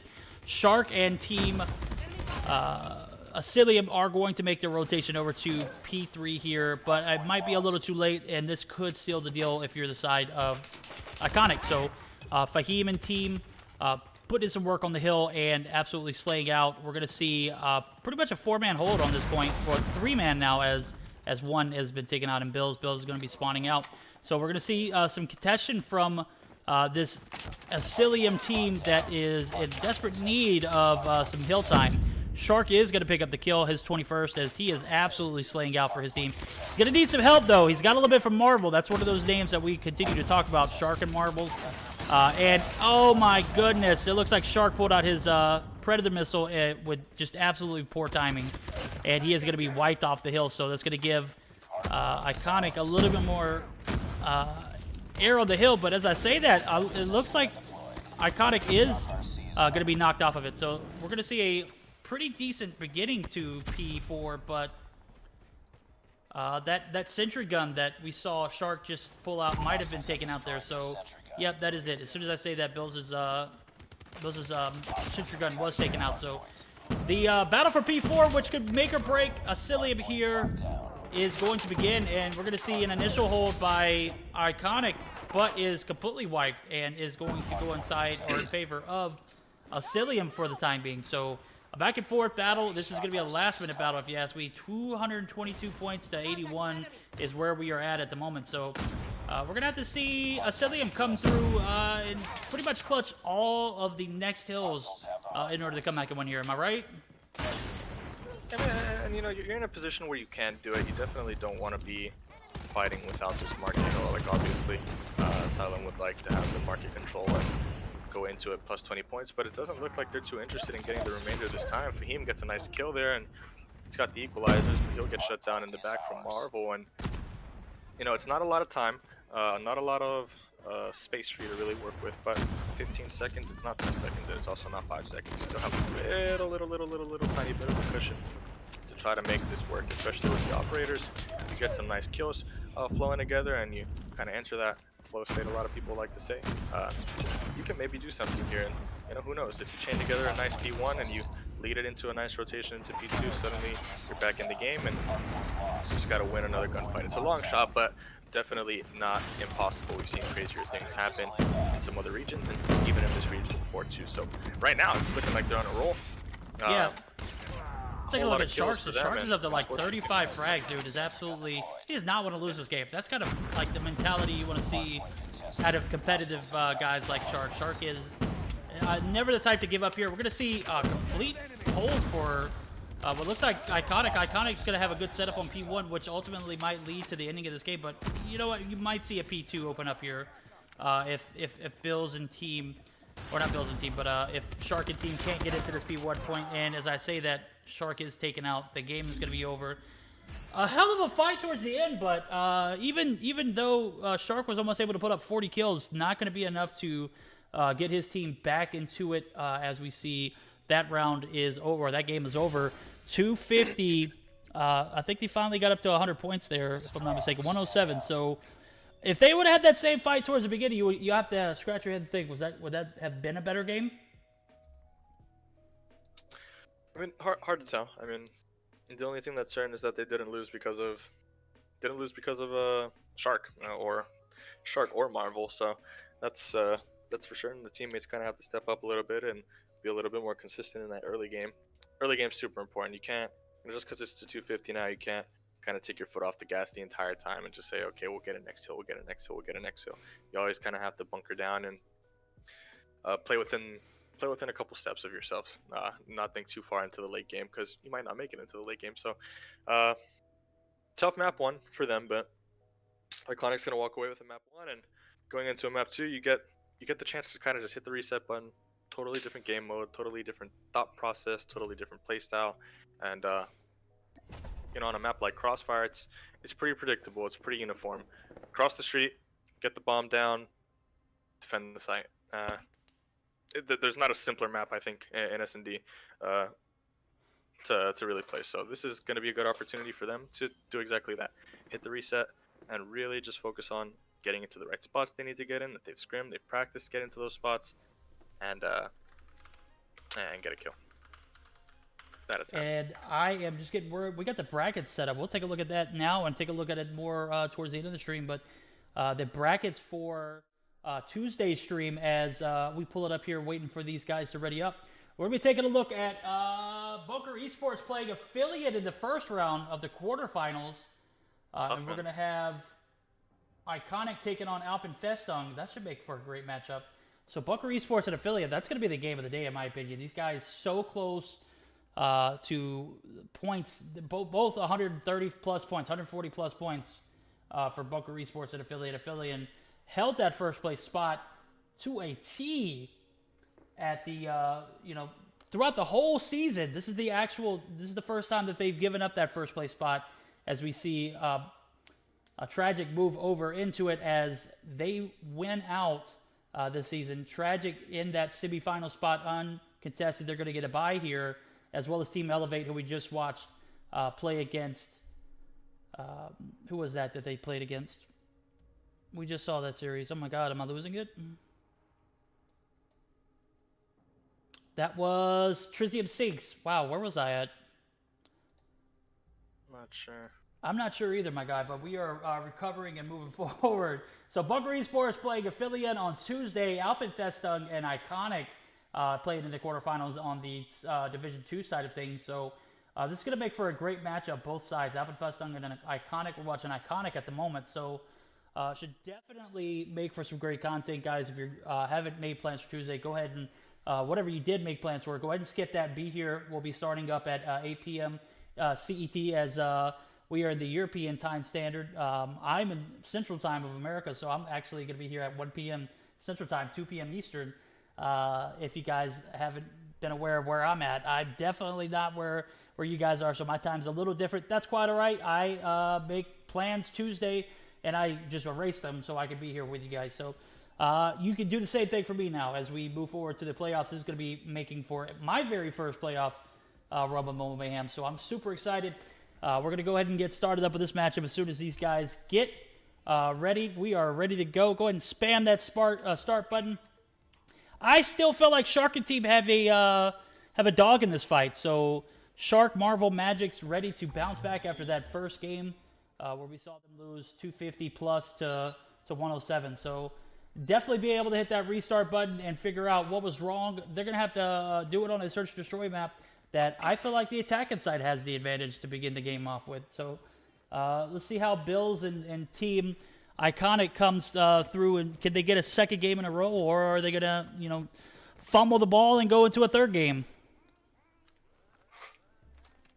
I guess only time will tell us. We're going to get ready to kind of kick it off here in a couple seconds. But, I mean, if you're playing this map, I think the easiest kind of way to do this, just cross the street, hit the B. Defending is a little bit easier, so you're going to have a tough time. But generally, if you're getting to that bomb site, you're winning that first blood, you're going to be able to do something with it. Marvel opens up on defense, getting a first blood onto Cosmo there, and that makes it that much harder for the offensive team to even work the idea of getting a bomb down, and Beam picks up the bomb there to go. Shark's got another kill, and now it's a 3v5 situation. Make that a 3v3 now as they get 2 kills. With bomb in hand, they've got control of the bus depot, and they can potentially make a plan happen if they get a smoke down or some kind of cover for him to get there.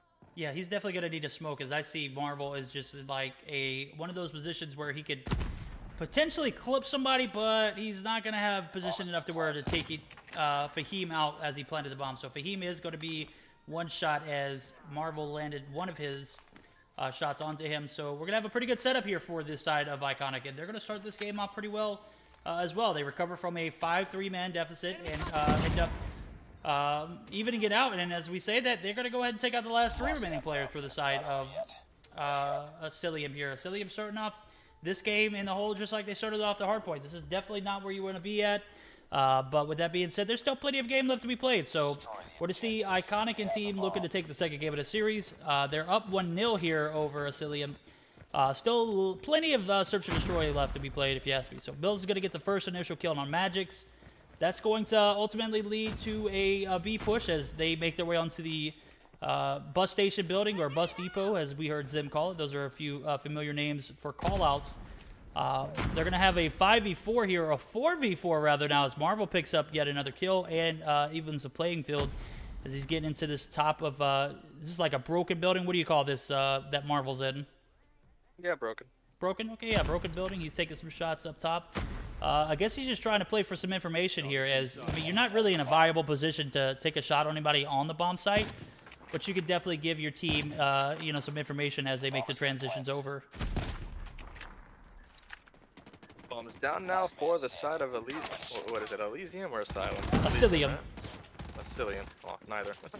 Oops, my dyslexia going crazy there. But, that is quite all right. Shark's got a nice 3 kills there, and the bomb will get defused. This is one of those maps where really getting the bomb down is a massive advantage, and if you're not able to convert on those rounds, you're probably not going to have too much of a good time when you're flopping, because it is a little tough to get the bomb down sometimes if you're not getting those first bloods. It requires patience on this map, so when you're able to get that bomb down, definitely want to convert on it. Fahim looks like he's been the guy that's been carrying the bomb. He's also running by himself across the map, the middle of the map right now. Still looking for a pick there, but Marvel is going to take out 2 of his teammates, and 5v3 are ready to start on the offensive side, not the place you want to be in. But take a look at Shark, or not Shark, is it Marvel again? Yeah, he's kind of in that broken area once more, playing that Overwatch position, and this is really dangerous for them. Absolutely, and I see Shark picks up 2 easy kills to begin the round. We're going to see a little bit more of a level playing field as Magic's are taken out. He's dropping a donut right now. He's going to have to get on the board, him and Machinist. Machinist both need to step their game up as the bomb goes down at the B bomb site. We're going to see the rotations over from Shark and team as the smoke comes in. I almost said smoking team. Bills takes out Shark, trying to get that smoke down. Bills picking up a huge kill. He's ultimately going to be taken out there by Kosh. Kosh picks up his second. Kosh is going to be traded by Genius, so Genius going to pick up his third. And it's going to make it a 1v2 now as Genius is going to be pushed. He's super weak. He's going to be taken out by Machinist, who was able to get on the board. He's got that, as we hear Zim call it all the time, that breadstick over at Olive Garden. I don't know if you guys got Olive Garden over here, but we talk about Olive Garden all the time when I'm running things with Zim here. Isn't that what you call it, breadstick? At the breadstick right now, man. We're three rounds into the game. Hopefully it doesn't kind of carry over for too much longer, but I'd rather be at Olive Garden than Duncan right now. Magic's staying at that 0. Got that donut right now on the board, and so does Caesar. And looks like Cosmo's having dinner with Machine there at Olive Garden too, with Fahim, maybe like his waiter or something. Fahim picks up a second kill.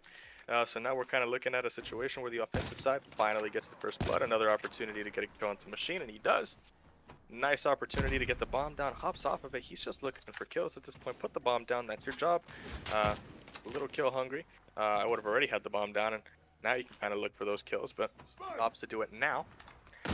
Too little too late. Kosh is pushing up onto the side. It's possible he gets a kill here, but Kosh decides to play his life. He's going to back up into the deli area, get pushed out by Genius. A really hard decision to make, but he makes that work for his team, and bomb's finally going to go down. Still 5 people up for the side of Iconic. Yeah, that third time was a charm. I saw the first time. It stopped almost immediately. I think he spotted Magix, who was in the bottom side of that middle building, who was like on the back side of like a little head glitch area. So he spotted them, wanted better positioning, maybe wanted to take a shot and scare him away. Second time, he got pushed by Kosh. Third time was definitely a charm. But want to see one man now from Marbles, as Marvel is going to be taken out. That is going to give the round 2 Iconic. Iconic is going to go ahead and tie it up here 2-all as we move on to the 5th. This is going to be the deciding factor, or deciding the point decision, rather, for either side. Whoever takes this is going to have the advantage moving into the change of spawns, change of attack and defense. Bills gets the first initial kill on the Shark. That is huge, because I feel like Shark is one of those guys that carries a lot of load for this Asilium team, and him going out early is definitely going to be a sign for the side of Iconic to get that bomb down. Now, I say that they were in the midst of planting it the first time.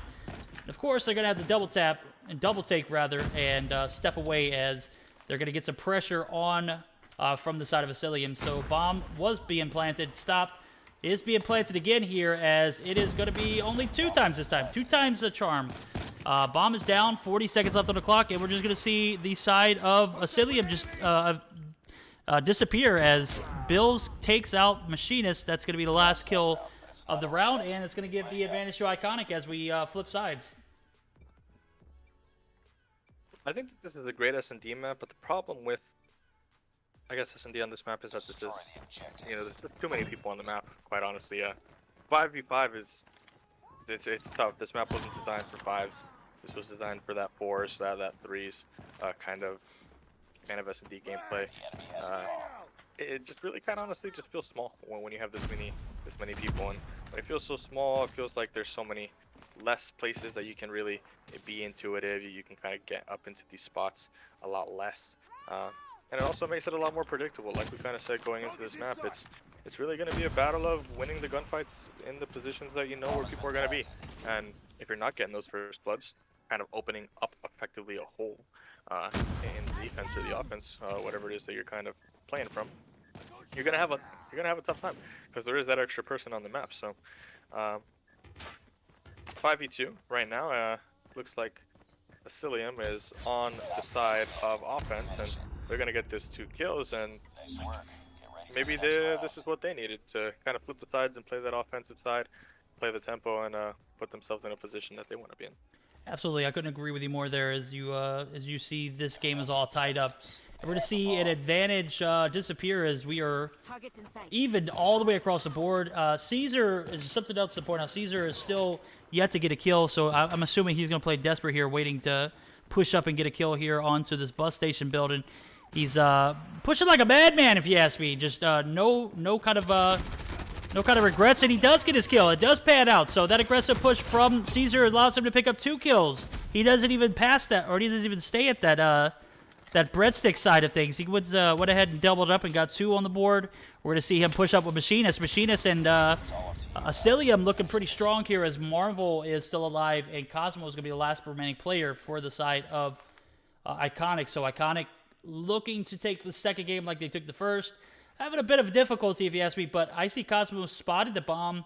How long will it stay there before the side of Asilium decides to push in is going to make or break this round. Smoke is going to clear. We're going to see the bomb being pushed as Asilium is going to get the bomb and make for a push over to this B-bomb site and hopefully get a plant down. There's 45 seconds left on the clock for them to do so. So Machinist with the bomb in hand, they are opting to... I guess he's going to opt to flip over to this A side of things and give... well, no, he's just going to be playing this little time outside of this B-bomb bomb site. Looking to spot the opposing player in Cosmo, but ultimately not going to be able to do so. The nades are going to come down from Cosmo and force Machinist out of the site. If they're playing for time, they're playing it right because Cosmo is just absolutely toying with them as he pushes into this deli side of things. Pushes Marvel out in no man's land. 11 seconds left on the clock. He's going to be pushing behind. Machinist is going to get the kill. That could have been a disaster if he didn't pick up that kill, though.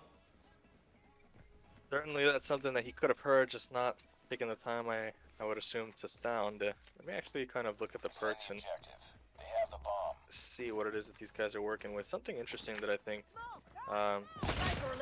Iconic is not using Dead Silence, which is pretty standard nowadays, and the other team has a couple more players that are choosing to use that. Then perhaps the other team is so maybe that was a player that had Dead Silence. You just couldn't hear it as much as the other guys, but definitely an opportunity there that's missed by Cosmo. 2v now 2 situation, I believe it is, and the bomb is currently down for the offensive team. They have to go back and get that. Absolutely. As I say that, we're going to say huge shout out to Uncle Blood coming through with his 16 Raiders, man. I appreciate it, my guy. I appreciate any kind of support you guys offered to me. We need it over here at the Mobile Mayhem scene. EU 2021 Winter Cup. This is the last day of regular season, guys. This does not feel like the last day. It feels like I just joined, and we are almost already over. We're going to be moving to the playoffs next Tuesday, so definitely come out and check us out. We still got a lot of games left to be played here, if you ask me. Asilium fighting for their lives. They are down 1 game in the series, but they are up 1 round in the Search and Destroy. So they only need 2 more rounds in order to take us to a game 3.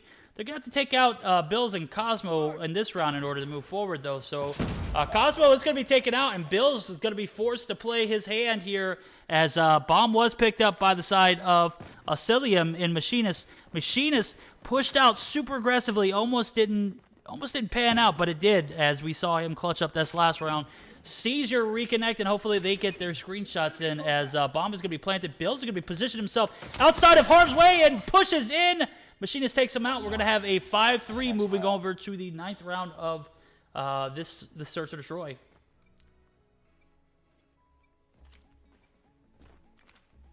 Five to 3, man. I think that they can kind of avenge that first map loss and then take it into a domination if they're able to work up here and maybe open up with the first blood. That's definitely the first step that you want to take. Is Marvel spots a guy, he knows that there's a dude on the right side of the street. He's going to give that information, hopefully to his team. Kosh has the bomb in hand, and he's going to get his teammate rather going to get picked off by Fahim. Kosh will also die. Go for that, and you know, this is one of those things that the defensive team can do on this side. They get to the bus depot a little bit faster than the offensive team a lot of the time. So if the team is up there and they're contesting you and playing up on that, it can make crossing the street really uncomfortable because it's not necessarily a safe thing for you to do, having to worry about that side of the map being pushed up so far on. Unfortunate hit marker onto Bills, but still a 3v3 situation, and you know, you're not in a bad spot. You can still get another pick here, and if all goes wrong, you have a couple rounds to play with, but definitely still a good spot for Asylum to be in, or Asilium. Oh yeah, absolutely. And I have to say, if they do end up winning this round, that would be 4 unanswered rounds for the side of Asilium. So Asilium able to take pretty much every round ever since they flipped sides. So the attacking side for them seems to just be absolutely, you know, where they want to be at. So the first half, or before the spawn flip or the side flip went on, they just absolutely didn't find their feet. We're going to see them lose this round, so definitely going to make it more interesting to see how they play this out as The attacking side this will be the last round for the attacking side for Asilium. So Asilium has to make the most of it. As we saw, it was just maybe just not their cup of tea going into the defensive side. So they started out there, they lost 3 rounds, they only won 2. So it would be safe to assume that you want to win this on an attacking side, and they're gonna have to get the first pick and this bomb down as they played a little bit too much time last round, allowing their opponents the ability to reposition and refocus their energies and try and figure out where they want to attack from, ultimately giving them too much time to work with. So if I am Asilium here, I'm getting this bomb down as quickly as possible, obviously without losing or having any casualties, losing any players.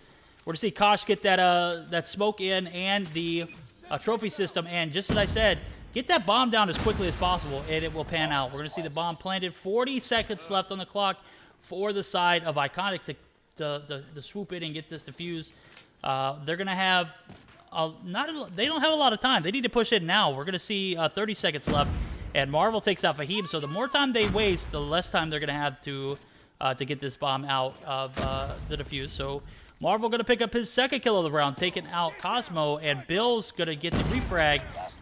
Caesar's going to be taken out, and Bill's going to be taken out by Marvel, as we just saw there. So we're going to have a 1v4, or 1v1 rather now, as Genius taking on Machinist. Machinist not really in a profitable position. Doesn't matter. He doesn't have enough time. So the round is going to go in favor of Asilium. We're going to be going to a game 3. Looks good for them, man.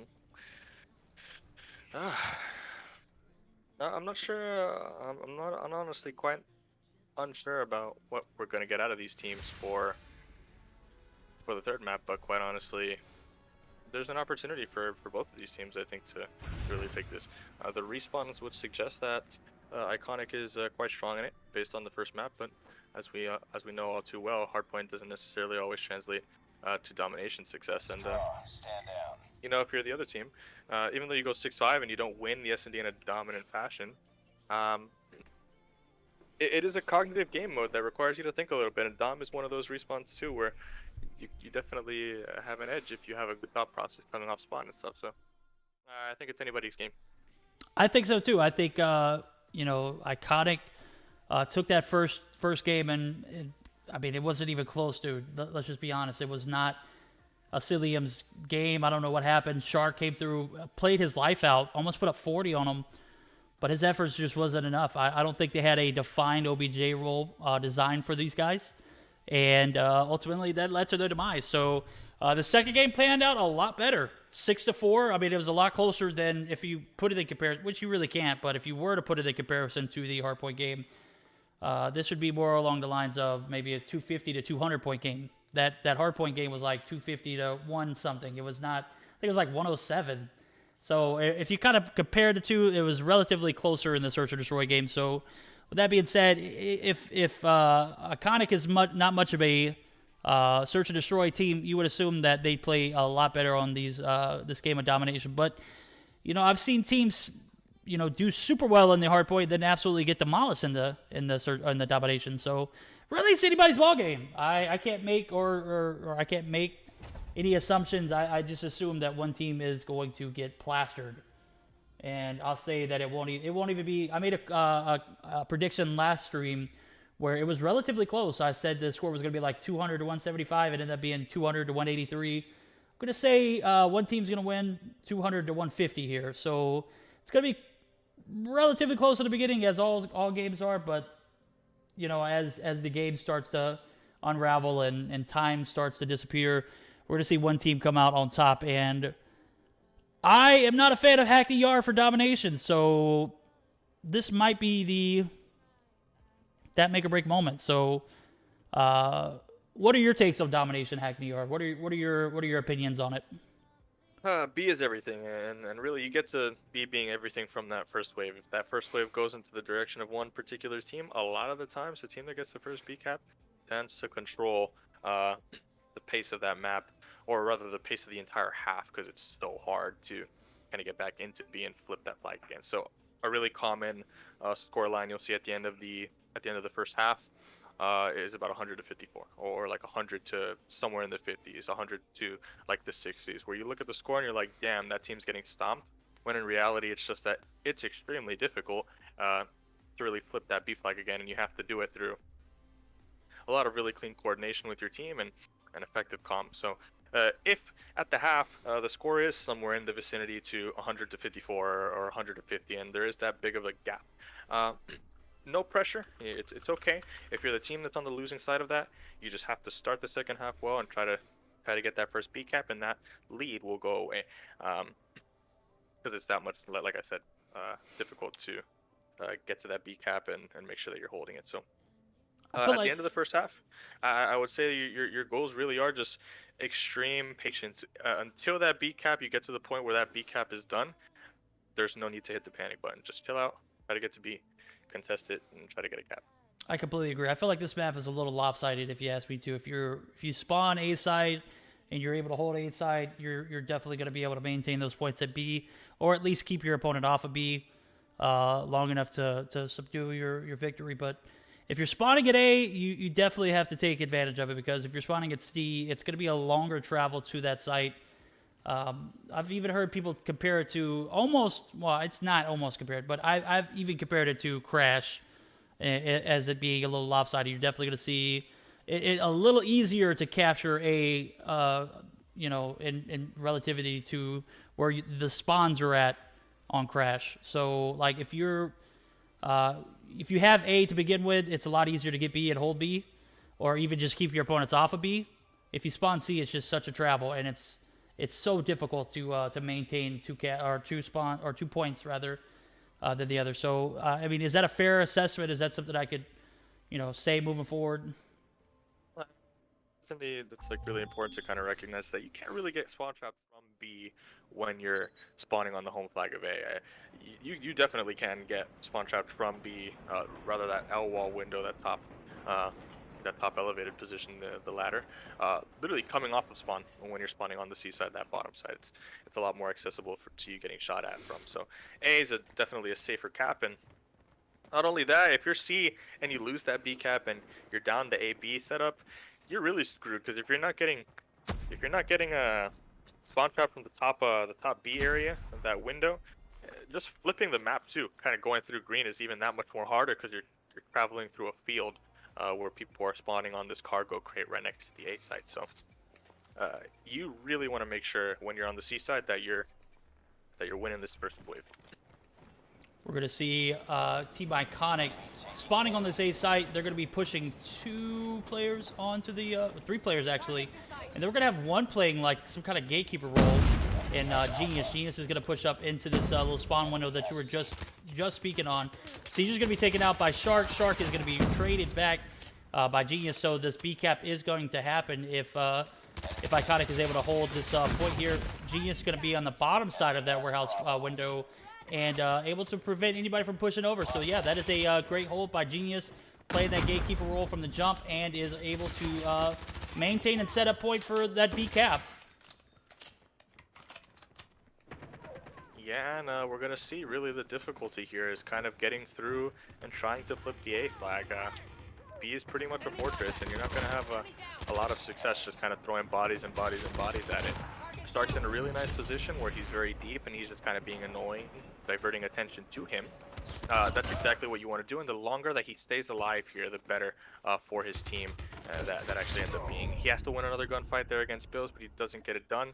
The idea behind getting out of this B cap is just effectively extending the map on the other side of things. You want to push it through the green and just get as deep as possible as you can in A and just live. Naturally, people will come from B to try to contest the A flag because you're there and you're contesting it. It's very uncomfortable, and B naturally opens up, and in that case, you're able to kind of get into there and get some flag pressure. But if that's not happening and you're not getting anything going on that side of the map, exactly what we're kind of watching happen right now is what's going to end up happening. That B cap's going to be in control of the red team, or whichever team gets it first, and the slaughter is just going to ensue. We're going to see Marvel and Shark pushing this flank side of things, as it looks like they might be fighting for control of this tire shop area, and you'd have to think that 2 is better than 1, and Marvel and... Well, actually, Marvel's going to hang back, so Shark is actually going to be the lone wolf again inside of the spawns of Iconic, being that little pest, knows that he can't be shot from inside or the other side of that little fence there. Play. That's that was a mega play. huge 200 IQ play. He's going to take some more shots on Caesar, but Fahim is going to come through, and that is going to relieve a little bit of pressure on B, and B is quickly capped by the side of Asilium here. That's exactly what I literally just explained. Like, Shark's in such a good position with his last 3 lives. He does exactly what he needs to do. He's going on A, and as exactly as it was explained, you get on A, it's so uncomfortable having a guy on your flag that just naturally the resources come off of B for whatever reason to go contest that, when in reality, if there's a guy at your home flag, whoever's spawning there last has to deal with that. Don't take the resources off of B. Iconic does, and they lose the B cap because of it. Yeah, now they have a difficult position to hold, as B is about partially capped, but we're going to have Genius and it would look like Caesar. Caesar was taken out. Caesar was pushing up aggressively onto that C spawn site. I'm not 100% sure where his head was at, but it might have panned out, though, as I see B finally be capped by the side of Iconic. And a double kill for Bills and his Sparrow, making great use of that Sparrow, playing that defender role. We're going to see him continue on with it, as the spawns are still going to be in favor of Iconic here, as they have a A-B hold that is pretty deathly. So, yeah, we're not going to be able to see enough time on the clock for the side of Shark to make his rotation back over to this A side. So interested to see how he plays his life here, as he knows he doesn't have too much time to play with. He is just going to push directly onto the B side. And hopefully play a little bit of, damage control, as the half is about to be rounding up. B might be capped here, though, as Caesar gets taken out by Shark. Shark's playing his life very well. He's up to 15 kills now, so Guy is absolutely slaying with that DRH. That B cap was crucial, as it's not really going to give them an advantage towards the end of this beginning of this first round, but it's definitely going to play in a lot of effect to how closely they need to cap B going into the second half, right? Yeah, and I mean, like, obviously it helps that you're gunning really well, but those streaks are super important, and this has just been, like, entirely a game, even though that they're down by 20 points, like, that's an excellent position to be in on the C flag. If you're getting into that 80 mark, that's, like, primetime S+ territory, because now you're on the good side. Now you have a lot more room to work with. Now you have a lot more avenues that you can really be annoying. And Shark really controlled that map, or that first half, start to finish, with his positioning, and obviously just winning a couple really important gunfights. He needs to make sure that he's doing the same thing on this side. As soon as that cap goes through, because this is the side that you can really kind of force the issue on that B flag. Once it's capped and your team is holding it, do the same exact thing. Don't get away from what's working. Keep being that pest in the other team's spawn. As I actually taking a look at Bills right now, he's kind of doing that same thing that Shark was doing, but he needs to not kind of get stuck into this little area here and get a little bit deeper. Once they know that he's in the spawn, we're going to see the same exact thing that Shark was doing. He has to win this gunfight right here. Now the jury is out, and people are going to come off of B. The red team doesn't know it, but that's a free B cap, and every second that Bills continues to be alive here, he even gets the solo cap by himself. That's a huge play. Opens up B even more. Absolutely, and I'm seeing Shark. Shark is actually playing this little gatekeeper role, preventing anybody rotating over to this B side of things, and we're going to see a half cap on C, not a complete full cap. If I am the side of Asilium, I'm not pushing for that C site. As appealing as it looks, it could cause a flip, and I see Bills back again at it on this A side of things. He picks up another kill, but is taken out by Marvel. Marvel's going to get the recap, so Bills playing that same role that Shark played, doing it maybe a little better, as he was able to capture C, almost forcing this, or capturing A rather, and almost forcing the C cap by the side of Asilium. But with that being said, Asilium is going to maintain A and B. Bill's going to continue to slay out, as he is up to 15 now. Genius also has 18 kills on the board and is making his way towards his B side of things too. So Genius playing super cautious, as he is in enemy territory. Wants to get a little bit more reinforcement before he does make his initial push. But he's playing superb in my opinion. So holding this point here is crucial to a B cap. He just has to prevent these guys from rotating in, and that's exactly what this War Machine is going to do here. So if you are Iconic, dude, you need to get your men on that B side of the map, and as I say that, Fahim and Bills are going to make their way over there. So that is going to be a B cap for the side of Iconic. Iconic briefly had a little bit of a deficit. It was 1 point, and now it is going to go right back in their favor again as Genius has got a Predator missile, or not Predator missile, but a Sentry Gun and a Goliath in hand. So this could make for some devastation if you are the side of Asilium. Asilium needs to find their roles back and somehow manage to keep B and not go for C here. I'm not 100% on board with that C cap.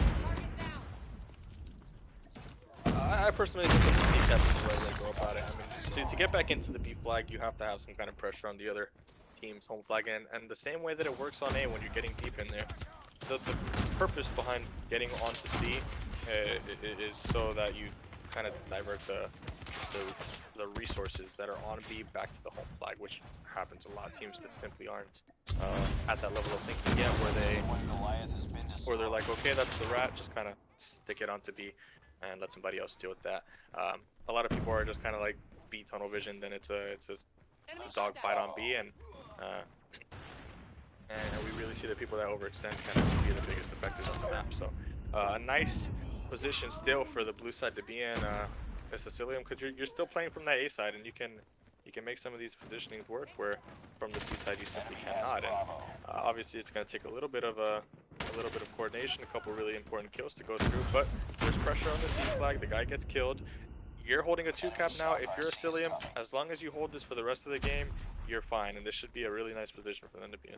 Absolutely, and as I say that, we're going to see a little bit of a lead that Iconic was able to muster up there from that double cap. Going to disappear as the A and B cap are on for the side of Asilium. So Asilium finally able to get enough men on the point, but they are going to be quickly wiped off. So we're going to see Iconic get the B cap, which could be crucial to the W in this game.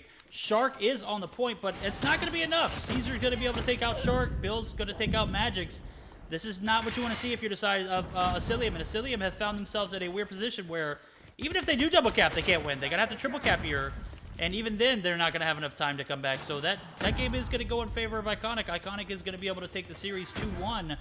I don't want to call it before it's too over or too soon, but I have to say the time is definitely not on their side, and the game is going to indeed end. That's going to bring the final game of this series to an end, and the final game of our regular season ending. So this is kind of sad, dude. I'm kind of sad, but I'm happy at the same time because we got our first ever playoff for me. So I got my first ever playoff series Tuesday, which is huge. Not to get ahead of myself, we'll take a look at the stats here as we see Genius slaying out 29 and 18, 3 caps, 9 caps for my man Bill, who solo capped A earlier on in that second half. I felt like that was a difference maker. We had Bills who was able to get the kills when he needed. Bills with the kills. I got to stop. Bills get the kills where it was needed and was able to get that A cap. You know, that wasn't necessarily a make or break moment, but let's just be honest. You know, for the side of Asilium, we weren't able to get any traction on that A flag site. Shark tried his life. He got 34 kills in the meantime, 34 and 25 for him. So notable performance for Shark on the opposite side of the spectrum. Overall, a great game. I did not expect it to be that close. I said 200 to 150, and I was wrong. Yeah, man. Is what it is. But still, you know, honestly, teams lose by bigger margin, quite honestly, in Hackney. And if you're going to lose, you want it to be close. That just simply means that you were making some good plays through the course of the game. So that's going to be it. Thank you, Verdict, for having me, and I'm gonna go on ahead and log off and start preparing for North America. That's right. Zim is a busy man. Guys, make sure to thank Zim. I don't care what you think of the guy personally. Came through, kept it professional, was A100 the whole time with us. Absolutely love it when he comes on, and I'll go ahead and continue to praise him as he comes through because guy came through in the clutch with a situation where he needed a co-caster 15 minutes in as Imperium had a situation with PMCO, and obviously we can't steal him away from that. So I appreciate you, Zim, for coming through. Go ahead and sign out, my guy. I will talk to you later. We'll take a look at the standings now, as I talked about earlier. We see Tragic in that second place position. They are not in the second place position, to be honest. It is actually going to be Tragic up top. So Tragic is going to be in the first place position and get that first place bye into the playoffs as we start the series. AE is not on top, unfortunately. Heist. We'll pull up the brackets here as we brought up earlier. The first quarterfinal matchup is going to be Bunker eSports against Aphelion, because Aphelion lost to Tragic, and that is in the regular season, so that's actually going to be the tiebreaker. Tragic is going to have a bye and have a automatic bid to the semifinals. We're going to see on the opposite side, Alpenfestung go against Iconic. Iconic, we just saw play against a very stout Aphelion opponent and just outmanned them towards the second half of that game. Very well played from both teams. And we're going to see Team Elevate, who we saw trolling in their matchup today, going into the semifinals, having an automatic bid there, uncontested bye. And yeah, that's actually going to be conclusion of today's stream, guys. So we are going to be hyped up for Tuesday. If you came in and you joined us today, don't forget to come in and join us on Tuesday, as we are going to have the first quarterfinal matchup. My cartography is just like back and forth. My bad, guys. But we're going to have a hell of a stream on Tuesday, guys. So it's going to be the first round of the playoffs. Hopefully we'll get Imperium back, as he had a situation come up for PMCO where a gentleman who was casting the event and who was from Texas had power issues. So he'll be back with us Tuesday, and we will continue to move on from there. So, guys, I'm going to go ahead and pick up someone to stream, but that's pretty much going to end our stream here today. So I appreciate you for joining us. We'll see you back next Tuesday for the first round of the playoffs.